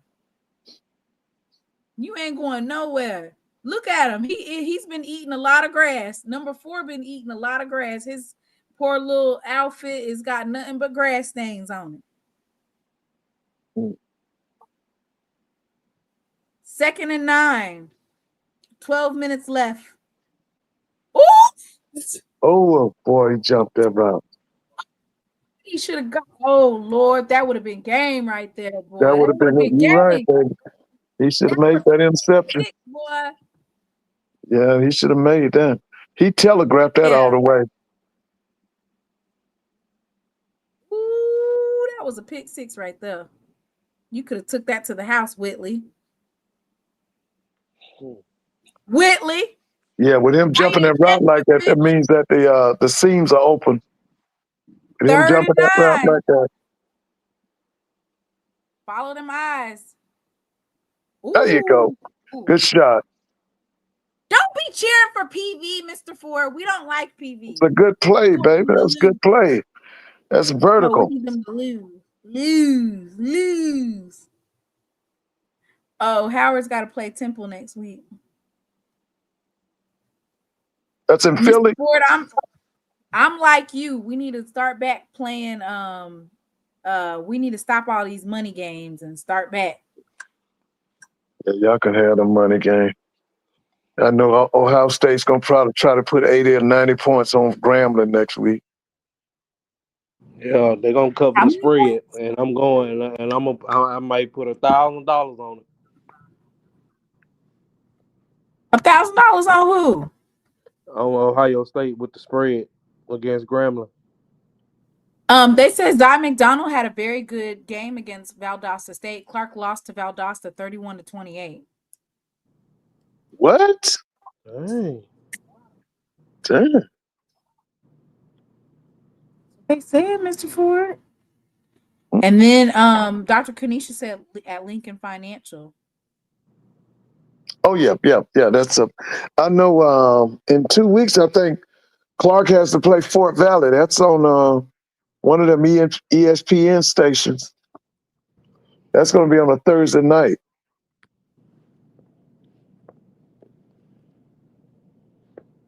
Thursday night. Mr. Ford, what you think about all these Thursday games that they had, like the Norfolk State game and you know, what did you think about all those types of games on Thursday night? I don't like Thursday night games, but they had 16,000. I mean, you know, First Take was there that Thursday. They got a lot of attention now. They got a lot of attention. One thing I saw in that game was he's got to go get a bigger, more athletic offensive lineman. These are the linemen that Dawson Odoms left him. They can get better, but he can get a 6'5", 6'6" kid with no stomach, 290 to 300 that can run. And I'm quite sure that's what he's going to do. He's got to get more physical and more athletic in that offensive line. I don't know why they always like focus on the skill positions and then they have no trenches. Like it's almost damn near impossible to make waves without the trenches now, especially with the crossover with all of the transfers and stuff. You have to have the trenches. That is how you're going to win. Listen, from the beginning to the end, whoever wins the trench is going to win the game.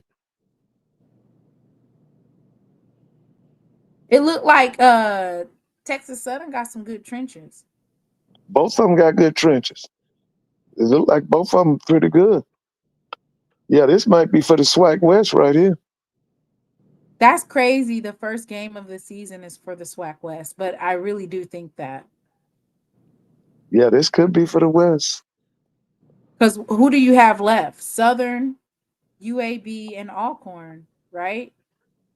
Listen, anytime you talk about championships, don't even mention Southern. Excuse me? You said don't mention them? Don't mention them. No. I told you that. Why can't they be mentioned? No, Lord. Listen. Southern better hope Pine Bluff don't kick they behind.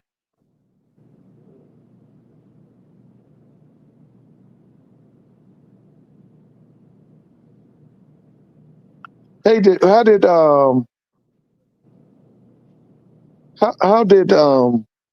North Carolina Central do with New Hampshire today? Who won that?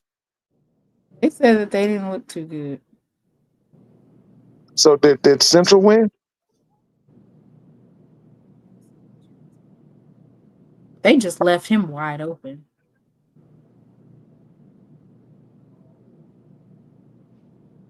Just left them wide open. New Hampshire won. What was the score? Walker Harris went 13 for 33. Woo! I told you I told people. What did you tell us? Throw the ball. Yeah, I told y'all he wasn't like that.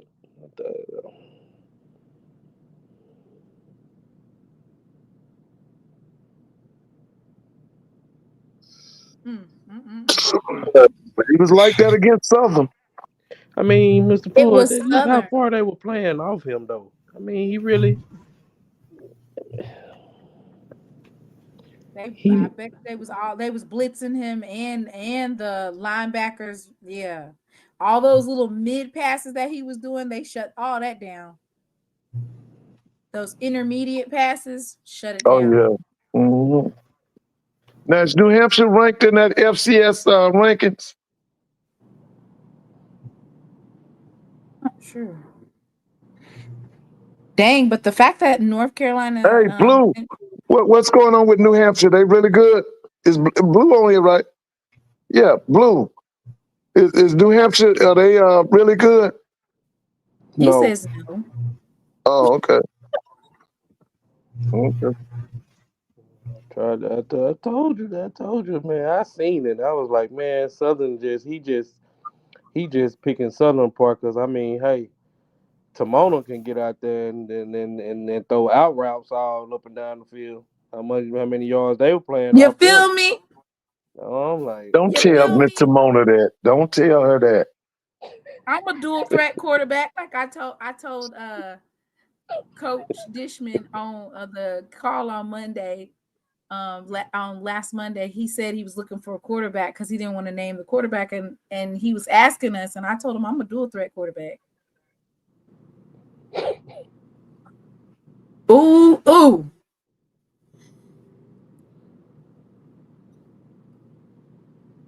I'm depending on you. He was depending on Southern. They had North Carolina Central hype to think they was finna win it all. To win the MEAC and everything. I still think South Carolina State might. I think you might be right, Mr. Ford. South Carolina State might repeat. South Carolina State might repeat. Yeah, we gonna see. That's gonna be a good race up there in that MEAC. 3rd and 14. There you go. Oh, yes. Behind. Great defense. Didn't make the throw. They ain't soft in the middle, Mr. Ford. Oh no, no, they're not soft in the middle. On either side, it looked like either side. They're not soft in the middle. This is a good game. That's what you like to see, but it is kind of like, dang, I'm understanding what you mean right now. Like Texas Southern and PV, they're doing a good job, right? But the SWAC West is literally, unless there's like some upset or something, these are the top 2 teams in the SWAC West. Yeah. Oh yeah. Yeah. well, I need them to be at their best. Because once they come meet them Tigers, man. We're gonna be dragging them all up and down the field. They don't stand a chance against us. They better get in shape. You think they're a little, well, I think they got a little bit better because of the fact that they have a night game. So it's a little bit cooler outside. That's an advantage, right? Yeah. Oh yeah. But did you see they named their interim AD? Yeah, for Texas Southern. I saw the picture. I didn't read the article. I saw the picture of the lady. Did you get the information on her? Is she a Texas Southern graduate? I'm gonna look that up. I just remembered that you asked, and then I remember that the coach Jackson had something smart to say about them, not about their AD, and so then she was named right after they went ahead and named her. Okay. What's her name? I'm not the one who got the ball. PV still got the ball. Let me see. This is Southern. Paula Jackson. Okay. Dr. Paula Jackson. Okay. You see anything yes. about a biographical information? She is nationally recognized and regarded athletics executive whose career spans senior roles at Hampton University, Norfolk State University, Mississippi Valley State University, and Lincoln University of Missouri. She's also the founder of Minority Trails Blazers in Sports Conference, a national platform recognizing minority sports professionals while promoting NIL education and professional development. Okay. She holds a PhD in education with a specialization in athletic administration from North Central University, an MBA from Clark Atlanta University, and a Bachelor of Arts in Broadcast and Print Journalism from Southern University. Okay, so she's a judge. Oh, she's a judge. Okay.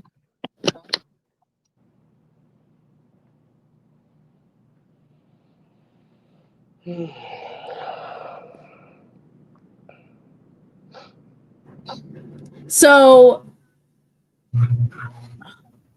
neither one of these, it looks like TSU has 72 receiving yards versus Prairie View having 155. And then the rushing yards, Prairie View has 95 versus Texas Southern having 52. Did they score? They got a safety, didn't they? Safety? How did they get a safety? They caught the running back in the end zone. What the hell? What in the hell? Oh, God. I don't even want to watch the game no more. I don't even want to watch it. That's terrible. How could I just saw it, y'all. Right. Why are you doing the shotgun in the end zone? If anything, have the quarterback take it.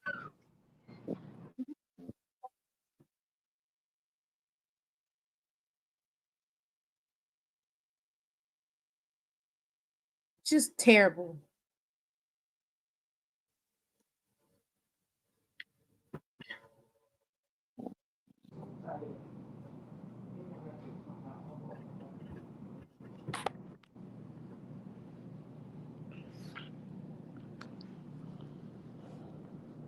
Way too many missed opportunities.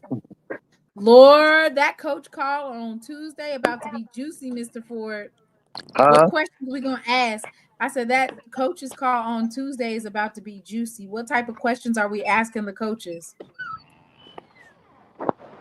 You can ask them about, what kind of adjustments they're going to make offensively and defensively.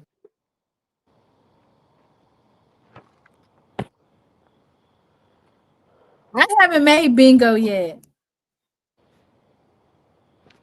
Let me look at my card. Let's go. What you got? Okay. TSU always mess up at the end of games. Dang. Yeah, they gave a game away to Southern last year. They what now? Remember, they gave that game away to Southern last year. They had Southern beat the whole game. Lost it in the end. Someone needs to ask Coach Cozy, what is he going to do? Exactly. What are you going to do? Yeah. He's got Florida Atlantic, right? Yeah, don't look like he's gonna be doing too much of nothing. Yeah. Not like that. All right.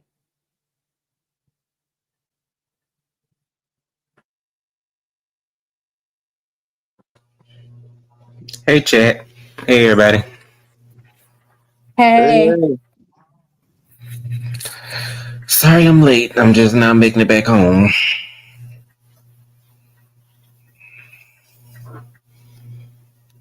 Did Did you get Jackson any mark word on the 300 band? today? What? Did Jackson What mark does that mean? 300 today? How many pieces? Actually, I think they marched more. Yeah, they marched more than that. I think like 320. They had on the screen that y'all only had 192 pieces. On HBCU Are you talking about on the screen, field? they said that no, on HBCU Go, when you guys were doing the halftime show, they said there was only 192 pieces. They probably meant 192 win players, and then plus percussion. No, they said 192. Mr. Ford, what you got to ask about the band? How many did Howard march today? I just knew you was gonna ask him, Mr. Ford. Wow. Yeah, I didn't march. Okay, hold on. I didn't What's see. his I Drake? guess I'll wait to YouTube tomorrow. See, I didn't see the halftime performance today of either school. Drake, what are you talking about?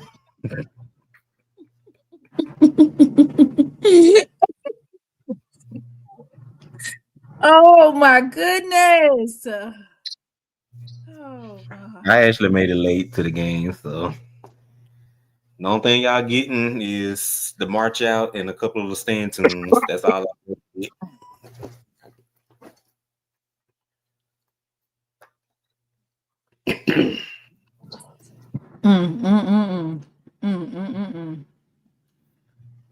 Oh God.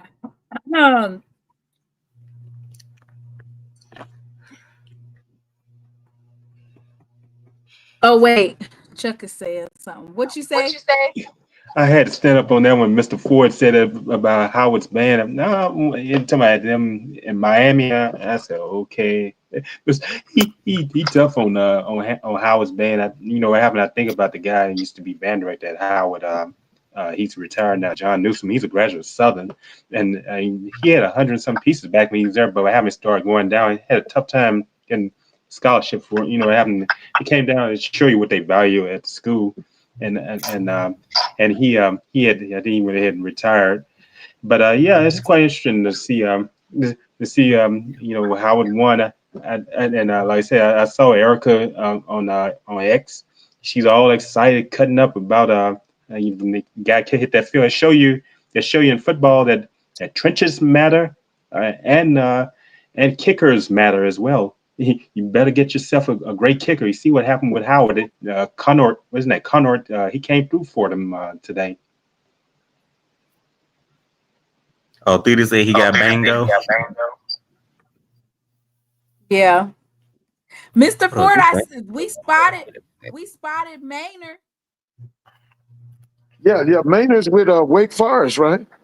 Yeah, we spotted him on the field, Mr. Ford. Yeah, they played Kennesaw State. Somebody need to go get him, don't it? Southern. What? Just Southern that could use him now. What is his acronym? What's his acronym? Dre up here typing. What is that?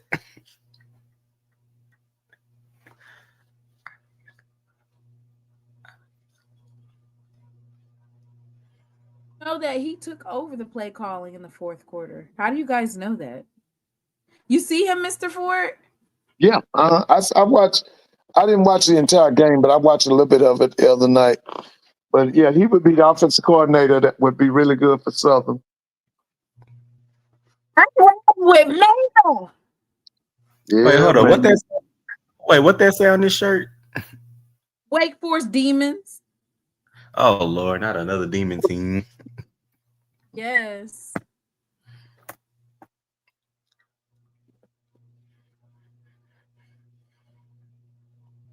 So who's excited for next week?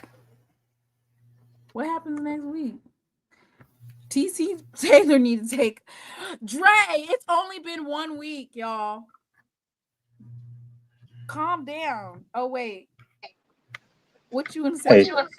Hey, you talking about the Demon Deacons, and you know, Wake Forest University is a Baptist school as well. That's something. It's a church, faith-based institution. Yes, Baptist school. And they're the Demon Deacons. Yeah, they're a Baptist school in Winston-Salem, North Carolina. Hold on. They a church school with their mascot. Not they church school, and their name are the Demon Deacons. Oh, that is terrible. Man, that's some heathens up there. That is some demonic stuff.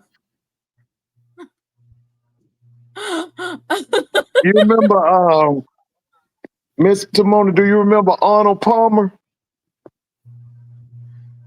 You remember him? About the Arnold Palmer? No, I don't know who that is. The golfer? Yeah. Is that like golfer. Oh yeah. I know Arnold Palmer is the golfer and the lemonade and sweet tea together. Well, listen, he left them $800 million. What you mean he left them? Did he die? Yeah, he died. And his will, he gave the school $800 million.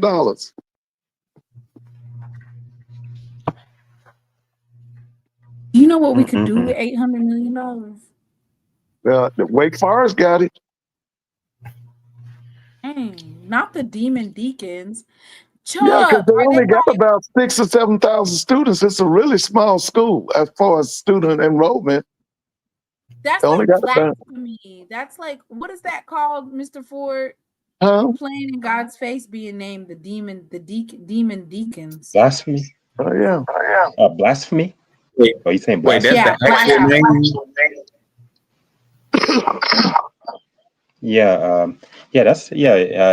That's what they are. They're a church supported institution. I think they're the only church supported institution in the ACC, if I stand corrected. Hold on, wait a minute. This sounds so crazy. I gotta look this up. Demons. Yeah, they have more. I forgot about Boston College. Boston College is the other one. I keep on forgetting. Boston College is the other one. They're Catholic school. They're Jesuit Catholic school. Boston College is in the ACC. Yeah, can't forget them. Oh my God, they going to hell. That is crazy. Yeah. Okay, what do you guys think about SWAC TV? Yes, no. Based off the comments in the chat, I mean, it looks good here. Yeah, I mean, I was there. I don't know what happened, so. And maybe the Valley, bro. Come on, quit being so damn predictable. Somebody said they stopped the stream and started playing bingo. I mean, spades on there. Oh. Yeah. I'm gonna tell you, SWAC TV is great. I upload them. Having my father, being from Grambling, both my parents went to Grambling, and he went to watch the Grambling Langston game, and that broadcast kept on messing up. I helped him load SWAC TV, get the app on his phone, and he trying to watch it, and the audio was out. Then it finally came in, and it kept on stopping. It just wasn't. It seemed like it kept on stopping, and it got to a point just didn't have anything else being shown, and they're going to have to get it together. That's all I'm going to have to say about that one.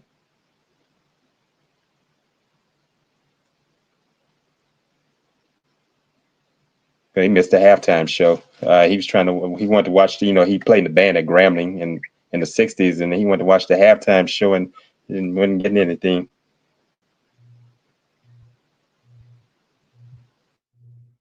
That was HBCU.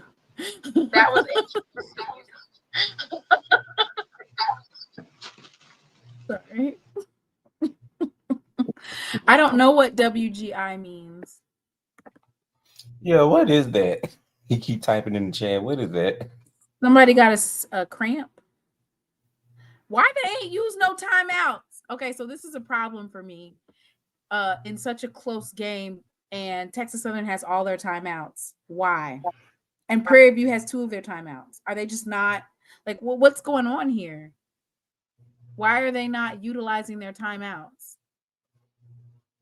Texas Southern needs to drive the ball and get a touchdown. Right? Where's that game streaming at? SWAC TV. Oh. 4 minutes left on the clock. Texas Southern is on PV's 41-yard line. They've been driving the ball, but hey, we need to. This is for the game. Hey, go! All right, KJ Cooper. Did he get a first down? Okay. Well, they're driving. This is for the win. Can they get it? Oh, is this the last quarter of the game? Yeah. Yeah, it's the fourth quarter. This is it. This is going to determine whether or not we're going to hear no more shit talking from PV folks, or if they win, they're going to be. You can't. There's nothing you can do to shut them up. Thank you, Uniqua, for becoming a member. They better not mess this one up. I'm saying, Israel Carey, can we please drive the ball? Make sure y'all liking the stream and sharing it. You are delusional. Who's delusional? Dr. Kanisha. Okay, let's see if we Kanisha. Who you call it delusional? Dave.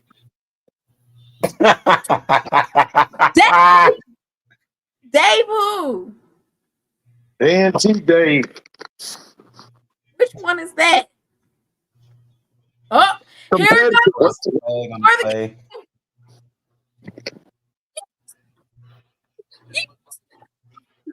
10 yards. Give them the game. Give them the game.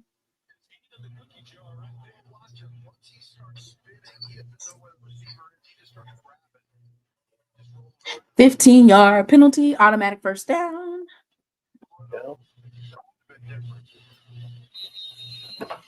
Holding on to him like that. Then gonna pretend like he didn't know what happened. Uh-oh, y'all. Really good looking tackle right there because he had some room to go on the outside. That was number 35, Trinity Ward on the stop. Yeah, that looks so open right there to get great closure. They cannot get that run game going. They get some bigger backs. Damn dumb play. They just wasting downs. And that I think a lot of young guys think about blowing someone up, but they don't really wrap up. And they really just knock it back for they get another 3-4 yard. Yeah, gain of 2 on that play, so call it 2nd and 8. Is that who is that doing the play calling, Mr. Ford? What's the Alcindor or something? Alzamar? Okay. Alcindor or something? Yeah, and again, he lost yards on the play. So that you got a negative play. It's just right here to get the sure tackling. He drops it back and then boom. Who is that making that noise?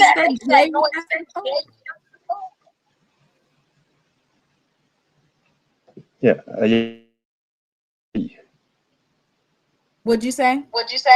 Yeah, I said his name, Butch Alcindor. Yeah, he's from Louisiana. He's from Louisiana. He's from Opelousas. He's a graduate of McNeese. Played football at McNeese, the school where I went to. And Alcindor's from Opelousas, Louisiana. He lives in Houston now. He's been doing sports for years. So what happened?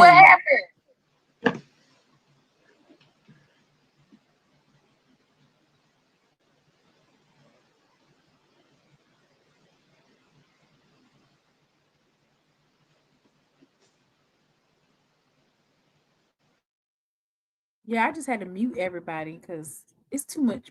I'm getting too much feedback. Yo, why does PV have the ball? So they couldn't even get a damn field goal. because a field goal, they would be winning.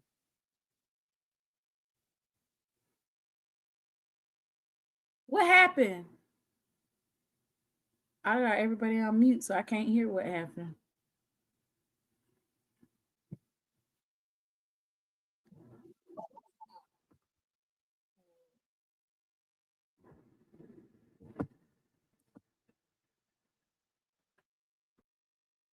I don't know what's going on. All I know is that coach said that his 11 is better than his 11. Yeah, PB got pass interference. Okay, good. So we still got the ball. You pulling a Jay Walker with your color commentary. No, I'm not. I was getting right. No, I don't have old stats. Side sports, side arm stand, whatever the name, side army. They don't have it updated to 16-14. That's not my fault. I got the side army stats pulled up. So they got up the old stats, not me. Oh, Timona, speaking of Jay Walker, hey, Mr. Ford, I got a question.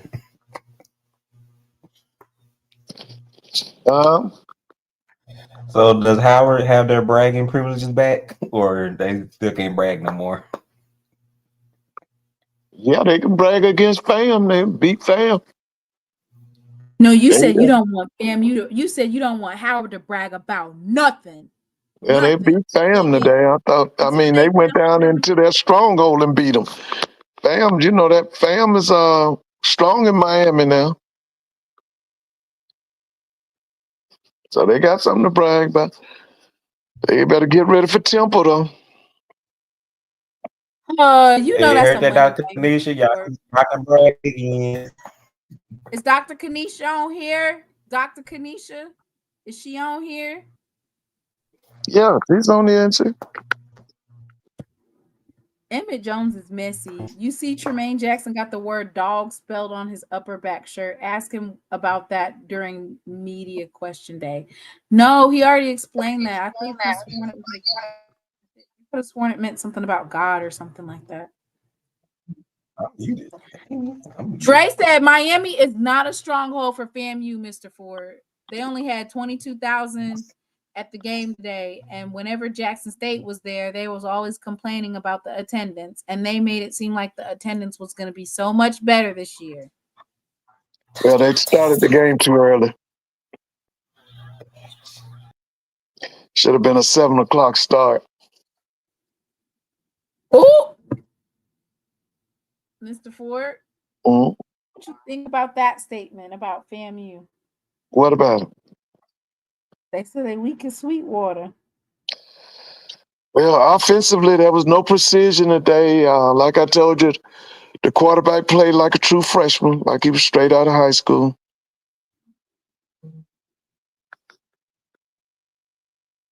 I mean, technically, even if they get a field goal, all they gotta do is get in the field goal range, and they can win the game, right? You talking about FAMU's game today? Texas Southern. Oh yeah, they just scored. Texas Southern just scored.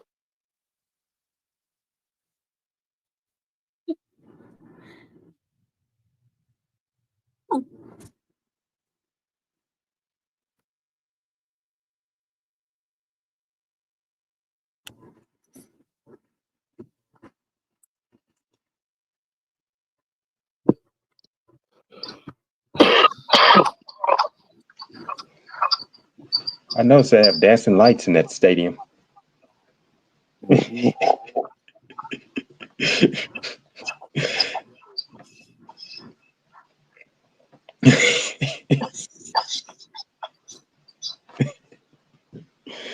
Oh boy.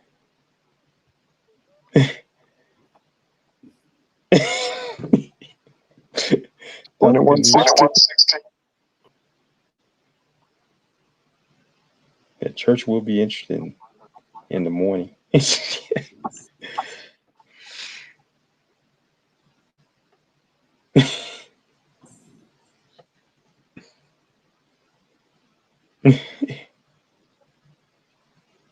Lock in, y'all. Lock in. Hey, Dr. Kanisha, does she live up in the DC area? Do you live up in the DC area, Dr. Kanisha? Oh, In the DMV? No, she's up in the Houston area. Oh, Houston. Okay. Oh, she's down in Hey, y'all Houston. heard the announcement about the DMV today, didn't you? Okay. Yeah, I was just wondering. And she was talking about church would be interesting in the morning. Howard is known for his, they have that divinity school there. I know some people that graduate from that school.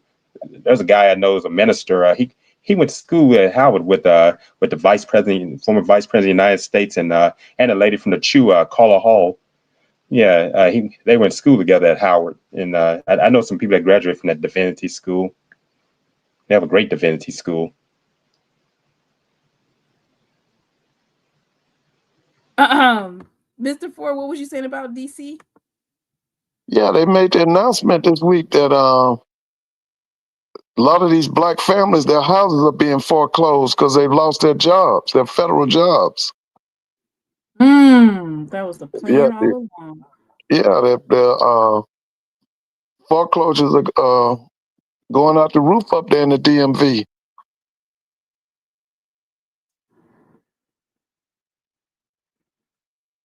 Oh, here they go cheating.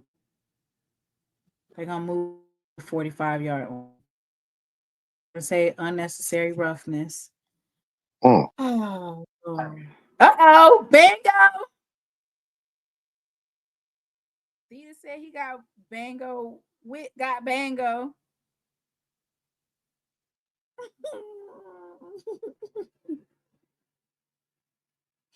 Yay, Wit!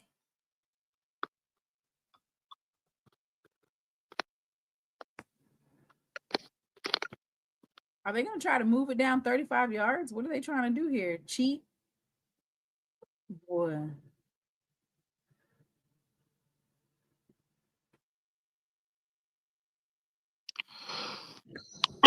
They just stopped updating the app. We don't know what's going on. They just stopped updating it. Like, what happened? How y'all just going to stop updating the stats?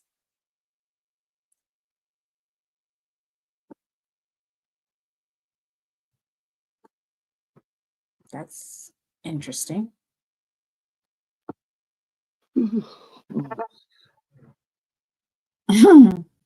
Mr. Ford, you can't go to sleep yet. You got to see who wins. Yeah, that's what I'm trying to see. Because as soon as it's over, I'm gone. Me too, Mr. Ford. It's 1 minute and 9 seconds left. Mm-hmm. Oh, that penalty was against PV.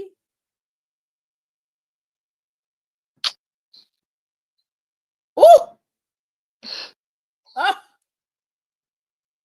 damn!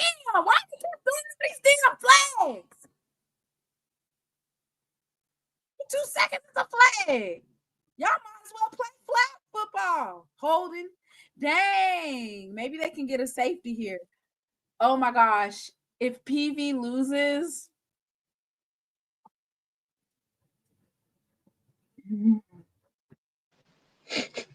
Yeah, Lionel, I know what you're about to say. My homeboy. Yeah, if they lose.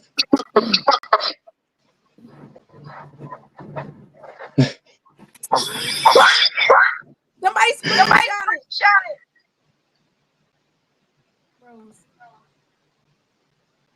it. Yeah, they deep in their own territory.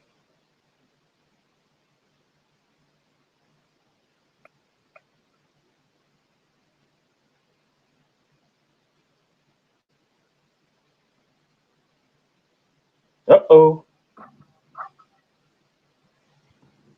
Oh, boy. What happened? Mine froze. They got a big play. For first down, PV. For first down. Oh my God. Come on. They had to play hurry up. Oh my God. Come on. 35 seconds.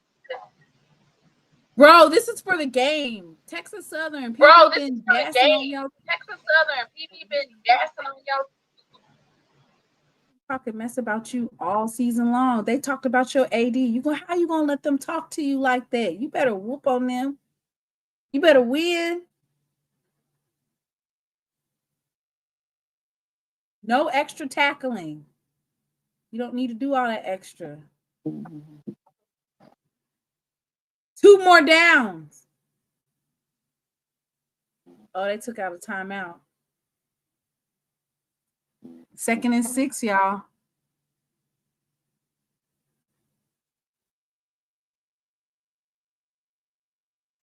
Oh my God.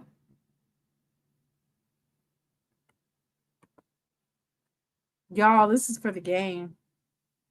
Keep them inbounds. 31 seconds. TV be giving. Because what happened? This is when you're supposed to lock in. Ain't no way you letting them drive all 94 yards with less than a minute left. Why he keep doing that with his nose? Oh, I see it. DOG. What does DOG stand for? Okay, I see it. I think he already answered this question once before on somebody's platform. I just can't remember what was said. We were rooting for you. We all were rooting for you. How dare you?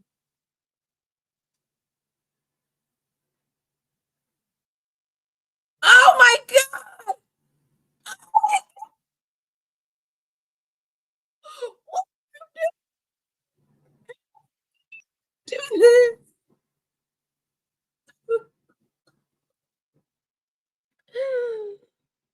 Oh my God. You let these people beat you. You ought to be ashamed of your damn self.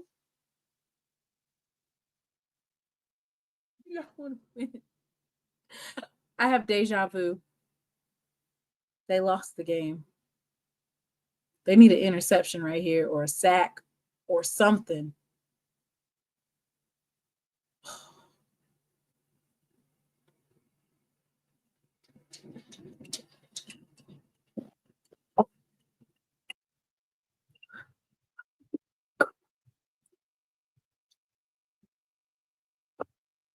This is, oh my God. They did get a lot of grass. Look at their uniforms. A lot of grass they did take a lot of grass. 2nd and 10. We need a sack. We need a sack. Y'all need to get some blitz formations up. What's going on?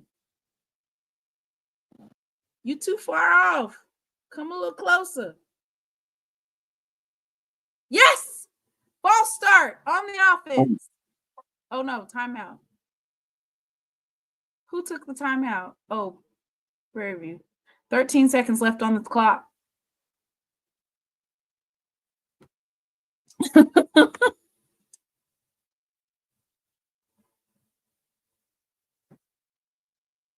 Oh, delay a game. Timeout, PV, timeout. All right, great timeout call because we needed that delay of game, so it could have been 15.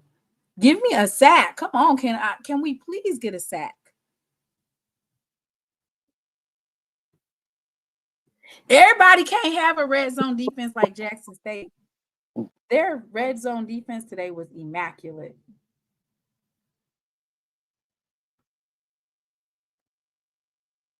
We need a fumble, forced fumble, interception, anything right about now for the game.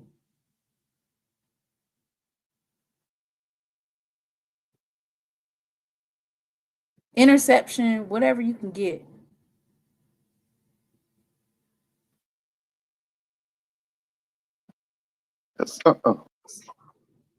That ain't no whatchamacallit. 13.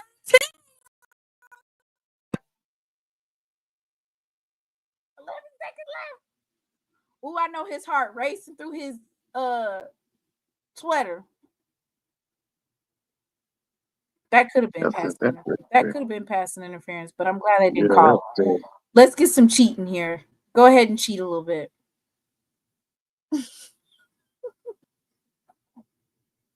These SWAC refs, they know what they want to do. Maybe they want to get it to them on 4th and 10. Crush their souls a little bit. Who's calling a timeout right here? Why is Texas Southern calling a timeout?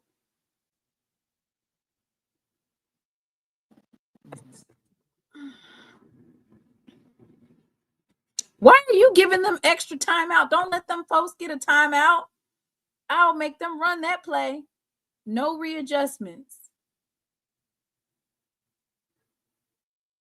Why would you let them have a timeout right here? I don't know. I mean, maybe he wanted to set up his defense, but for me, I probably would have just let them be bamboozled and messed up by that play. I wouldn't let them get another play off.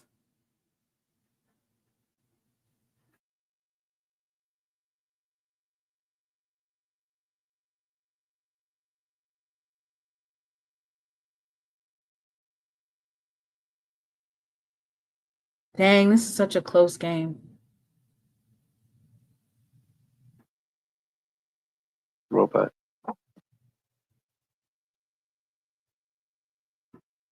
Six seconds left.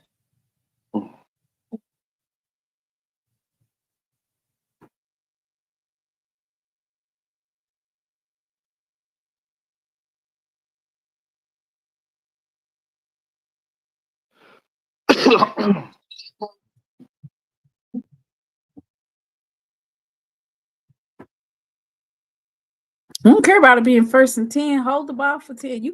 I will wait. Run the clock. Run the clock.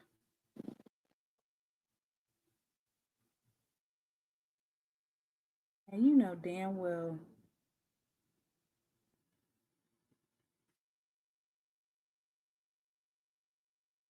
First and 2. Don't nobody care about 1st and 2.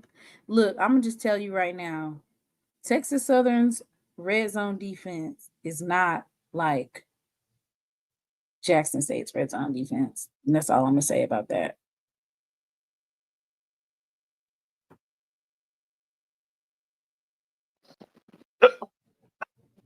There's the game. Uh-oh. Uh-oh. Flag. There's a flag. Damn.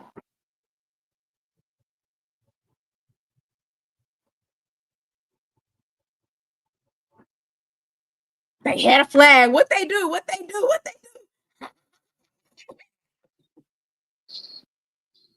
Oh, oh, oh, oh, oh. Oh, oh, oh, oh, oh. Offensive passing interference. Offensive passing interference. Cheat, baby, cheat. I'm like Grambling's coach. It was some bullshit calls. Ooh, they 1st and 7. Oh my God, 2 seconds left for the game. Baby, I'll foul somebody and then the time will be out. I don't care. I'm pushing you over. If I'm Texas Southern, I'm grabbing you and shaking you. I don't care. As long as you don't catch it. The game over with. The game is over with. Get a pass interference call. Drag them all up and down the field. What they gonna do to you? Nothing. There's no more time left.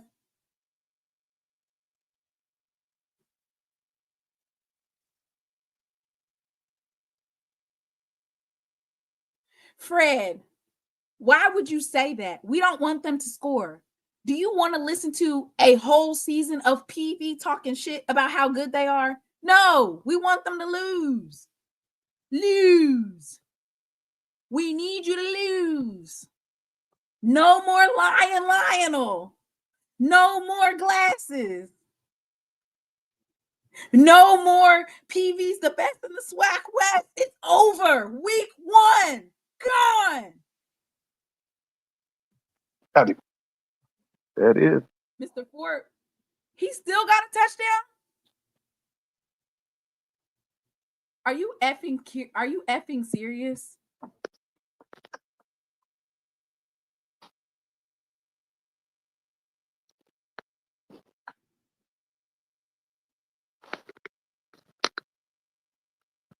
Day after day, sometimes I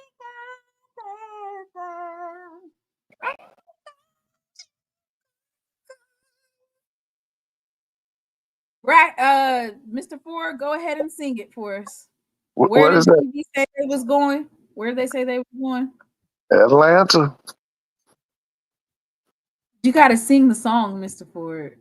I thought the coach told him to stop all that singing in it. Atlanta. Atlanta. Oh, Lord. Just gotta put an end to it. I want to hear this all season long. Good game, man. That was a big time game. I do not want to hear Lionel talking all season long. I'm about to block him. I'm not listening to that.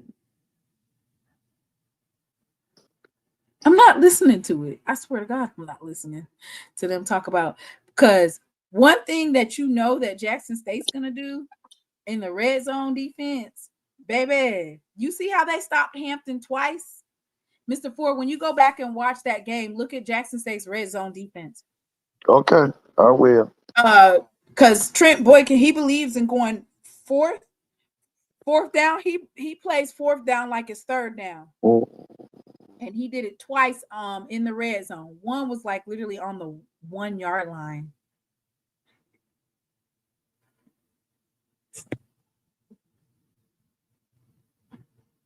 I would have called another timeout. As soon as they snapped the ball, I would have called my last timeout.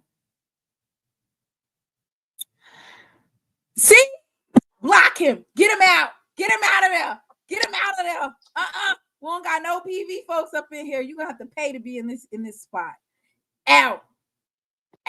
If you from PV, don't come over here.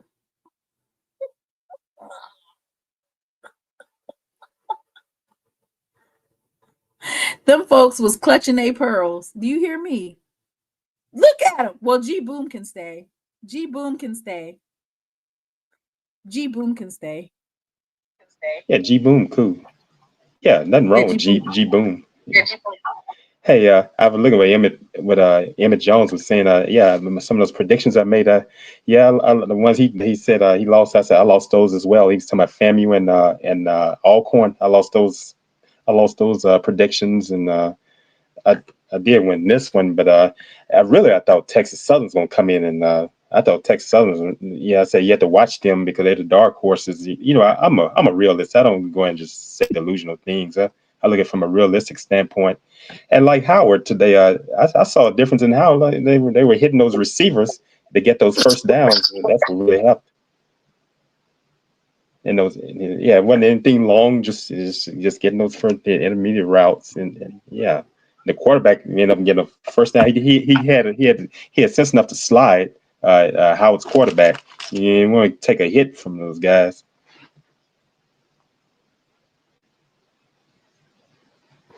Dang, I wanted them to lose, so I ain't have to listen to them. Yeah, I've been up here watching. They worse than I've been watching a lot of football today. I even got a chance to watch Lee Corso's last ESPN game day this morning, make his last prediction. And I got a chance to see him in person back in 2013 when I was out in Los Angeles, USC and Stanford played. Yeah, those predictions. And I watched, it's been the ones you mess up on those predictions. That's why I don't bet money. I think about Florida State beating Alabama. I think a lot of people lost money. And some of these games, like that one, if I had bet on that one, FAMU and Howard, I would have lost a lot of money today. Never bet on FAMU. All right, we finna get up out of here before these random PV Panthers who was just shitting in their pants literally 2 minutes ago. They were shitting in their pants, begging for a win. Come up in here with the vibrato. We ain't finna listen to that. But yeah.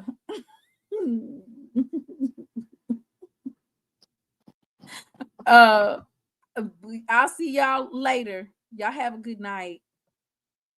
Mr. Ford. Yep, I'ma see you. I guess I'm gonna see you on Tuesday. Okay. Right? Yeah, But I do have a picture for y'all. I do have a overlay for y'all. This is for FAMU.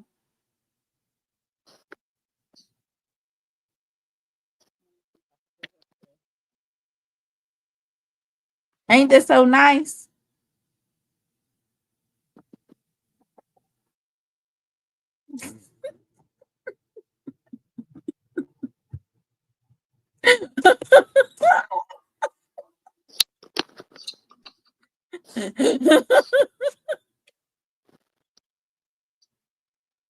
Where is God knows the beginning and the end? Where are they at? Where is God saw the beginning and he knows the end? And in the middle too, where is he at? Because did he see this coming? Did he see this loss coming? I guarantee you he didn't see it.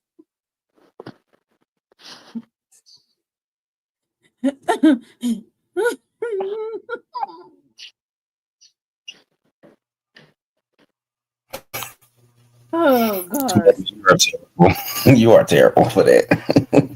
Oh, they said Sutton is not beating PV. Well, if Sutton can't beat them, then that wraps up the West because Alcorn lost to Northwestern State.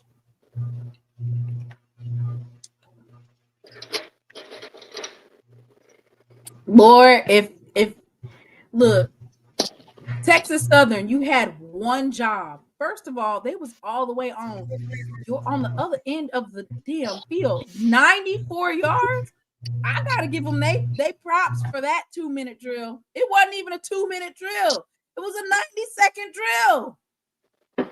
Not even a full 2 minutes. You had 94 seconds.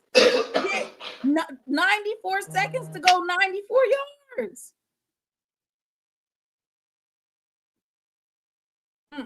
I don't want to. The championship was already printed. They already printed those.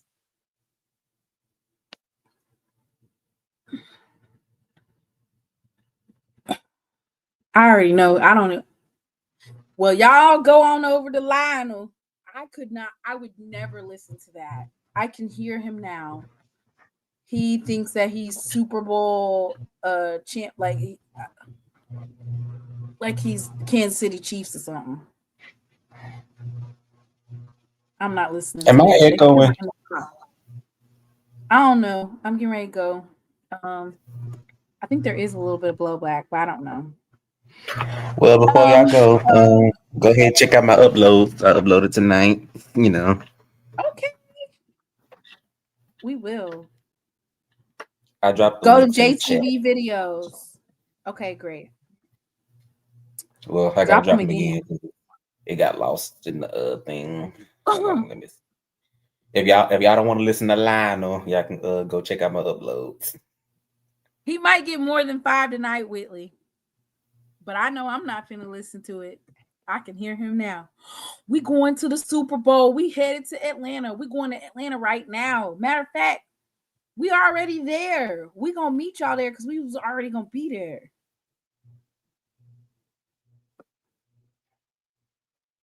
Good upload of Macomb High School. Great footage. That's my alma mater, Macomb. Yeah, I'm definitely ignoring it. I'm not listening to that. Yeah, Macomb, that 100-piece band over there. But as for Texas Southern and man, hey, write a check your ass in cash, man. That's all I can say. Oh my God. Let me play my memes before I leave out. Of course, you know, FAMU lost to Howard. Made a big time, Willie!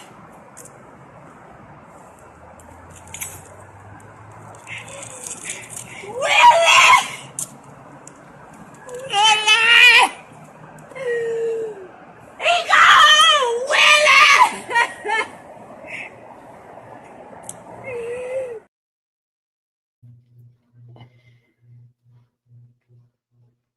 And then, as you know, then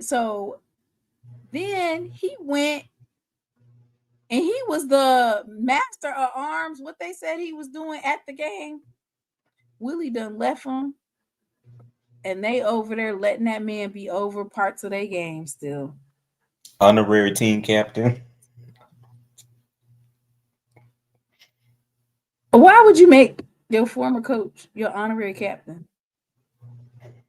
I guess they want some good luck. I don't know. They are terrible. That, I mean, in the grand scheme of things,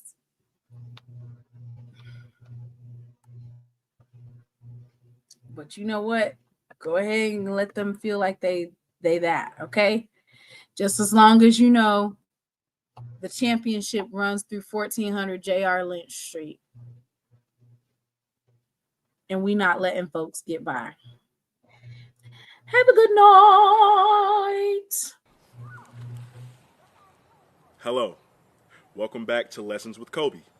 Today, we will be learning the term belt to ass in sign language. First, we're going to break it down. Stay with me. Belt to ass. One more time. Belt to ass. Together now. Belt to ass. And that concludes my lesson. See you next season.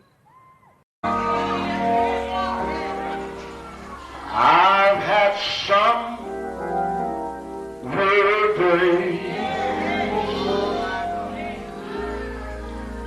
and some sleepless nights.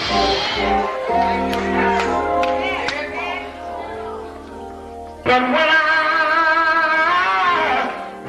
look around, and I think things over, all of my good days outweigh my bad days. I don't compare. The clouds hang low.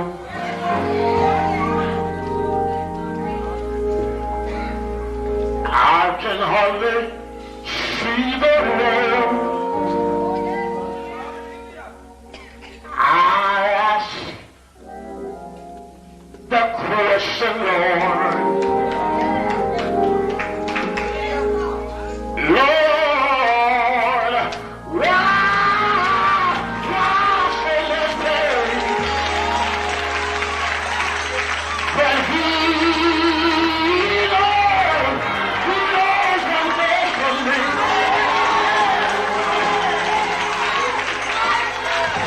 Although my weary eyes, they can't see, so I'll just say, thank you, Lord.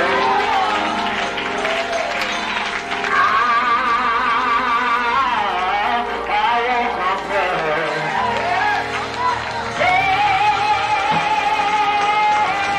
But He is so good to me. He's been good to me. More than this world I could ever be. He's been so good.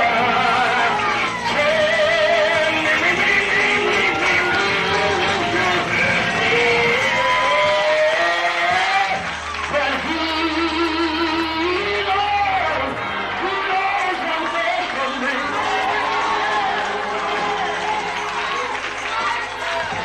Although my weary eyes, they can't see, so I'll just say,